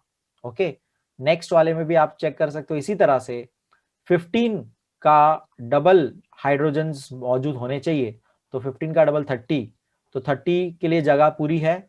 एक और इनफैक्ट 31 है, इट मींस एक और हाइड्रोजन लगेगा, कार्बन में लास्ट में एक और हाइड्रोजन लगेगा, और एक जगह जो बची और उसकी जगह पे हमने COOH अपना फंक्शनल ग्रुप लगा दिया। ओके, सो यहां पर भी हमें कोई भी डबल बॉन्ड नहीं मिलेगा, तो यहाँ पे जीरो यानी नो डबल बॉन्ड। अगर डबल बॉन्ड नहीं है इट मींस कि ये मेरा सैचुरेटेड है, सैचुरेटेड है तो रिएक्शन नहीं होगा, एडिशन रिएक्शन नहीं होगा, तो कलर चेंज नहीं होगा। ठीक है, तो ये थोड़ा आप कैलकुलेट करिएगा, आपको समझ में आएगा, ये अगर आपको करके देखना है पूरा। लास्ट वाला आप मुझे बताइए कमेंट में कितने डबल बॉन्ड आएंगे और कलर चेंज होगा कि नहीं। Okay, so let's read ahead. The unsaturated compound can also undergo addition reaction with hydrogen to form a saturated compound। तो अब तो यहाँ पे लोग कह रहे हैं कि हाइड्रोजन के साथ मिलके वो अनसैचुरेटेड बन सकता है। अनसैचुरेटेड क्या बन सकता है? सैचुरेटेड बन सकता है। However, it is necessary to use a catalyst like platinum or nickel for this reaction. We have already seen that catalyst is such a substance due to presence of which rate of reaction changes without causing any disturbance to it। तो अब यहाँ पे simply कहा है कि जैसे हमने ऊपर देखा अनसैचुरेटेड सैचुरेटेड बन जाता है, अनसैचुरेटेड सैचुरेटेड बन जाता है, वैसे ही यहाँ पर अगर हाइड्रोजन के साथ भी कंबाइन किया तो भी वो अनसैचुरेटेड से सैचुरेटेड बना सकते हैं हम लोग। लेकिन यहाँ पे हमें कैटलिस्ट का इस्तेमाल करना है। कैटलिस्ट वो सब्सटेंस होता है जो रिएक्शन को फास्ट कर देता है या स्लो कर देता है, राइट। सो यहाँ पे प्लैटिनम या निकल का साथ में हमें करना है, तो यहाँ पे उसका पूरा रिएक्शन दिया हुआ है, सिर्फ डबल बॉन्ड वाला पूरा नहीं लिखा है इन्होंने, डबल बॉन्ड वाला कार्बन है यहाँ पे यूज किया, प्लैटिनम निकल एज ए कैटलिस्ट यूज किया, जिससे उनको हाइड्रोजन मिल गया, हाइड्रोजन मिल गया तो उन्हें एक एक हाइड्रोजन यहाँ पे मिल जाता है। सो ये हाइड्रोजन इसके में इंक्लूड हो गया, तो उसे क्या कहते हैं? This reaction is used for hydrogenation, यानी कि हाइड्रोजन यहाँ पे हमने इंक्लूड कर दिया, मिक्स कर दिया पूरा। Of vegetables oil in presence of निकल कैटलिस्ट, तो यहाँ पे निकल कैटलिस्ट का इस्तेमाल किया वेजिटेबल ऑयल में और हाइड्रोजनेशन किया। You have seen in the above activity that iodine test indicates presence of multiple bonds, that is double and triple bond, double bond in particular in the molecules of oil, while वनस्पति घी is found to be saturated। तो ये answer हम लोग ने ऊपर ही कर लिया था कि ऑयल्स के अंदर हमने देखा डबल बॉन्ड था और वनस्पति घी के अंदर जो कि सैचुरेटेड था उसके अंदर नहीं हुआ reaction. The molecules of vegetable oil contain long and unsaturated carbon chains. Hydrogenation transforms them into saturated chains and thereby वनस्पति घी is formed। तो अब पूरा ये क्या बताया हुआ है? ऑयल में से, वेजिटेबल ऑयल में से वनस्पति घी कैसे बनता है? तो हम लोग कहानी देख रहे हैं अनसैचुरेटेड से सैचुरेटेड जाने की। तो यहाँ पर हमने हाइड्रोजनेशन करना है, यानी कि हाइड्रोजन सप्लाई करना है। हाइड्रोजन सप्लाई कर दिया हमने तो ये वनस्पति घी बन जाएगा। अनसैचुरेटेड में बहुत सारे बॉन्ड्स होते हैं, डबल बॉन्ड खास करके, और वो हमने हाइड्रोजनेशन करके उसे वनस्पति घी में कन्वर्ट कर दिया जो कि सैचुरेटेड होता है। तो ये पूरा कंक्लूजन था यहाँ तक का। Unsaturated fats contain double bonds are healthy while saturated fats are harmful for your health. तो ये बात तो मैंने आपको ऑलरेडी बता दी कि दो तरह के फैट्स होते हैं, सैचुरेटेड अनसैचुरेटेड, और हमारे लिए अनसैचुरेटेड फैट्स जो होते हैं वो हेल्दी माने जाते हैं हमारी बॉडी के लिए, और सैचुरेटेड फैट्स जो होते हैं वो हमारी बॉडी के लिए इतने हेल्दी नहीं, हार्मफुल माने जाते हैं। ठीक है, सो दैट वाज पूरा एडिशन रिएक्शन। नेक्स्ट है सब्स्टिट्यूशन रिएक्शन। तो आई गेस बहुत हमारा लाइक यहाँ पे लेक्चर हमारा बहुत लेंदी हो गया है, so I will stop right now and यहाँ से हम कंटिन्यू करेंगे बाकी का चैप्टर। एंड आई होप आपको समझ में आया, आई होप आपको मजा आया। एंड थोड़ा सा देखिए प्रैक्टिस रिक्वायरमेंट है, बहुत सारी टेक्निकल चीजें हैं, प्रैक्टिस करनी पड़ेगी, लिखना पड़ेगा, लिख के प्रैक्टिस करना पड़ेगा, टेबल्स आपको समझने पड़ेंगे, रूल्स आपको समझने हैं। वीडियो देखोगे पूरा अच्छे से, एक दो बार अगर पूरे पॉइंटर्स देखोगे जरूर टॉपिक क्लियर होगा, इतना मेरा गारंटी है। So like the video, share the video, subscribe to the channel. Thank you so much. Part 3 में बाकी का चैप्टर कंटिन्यू करेंगे।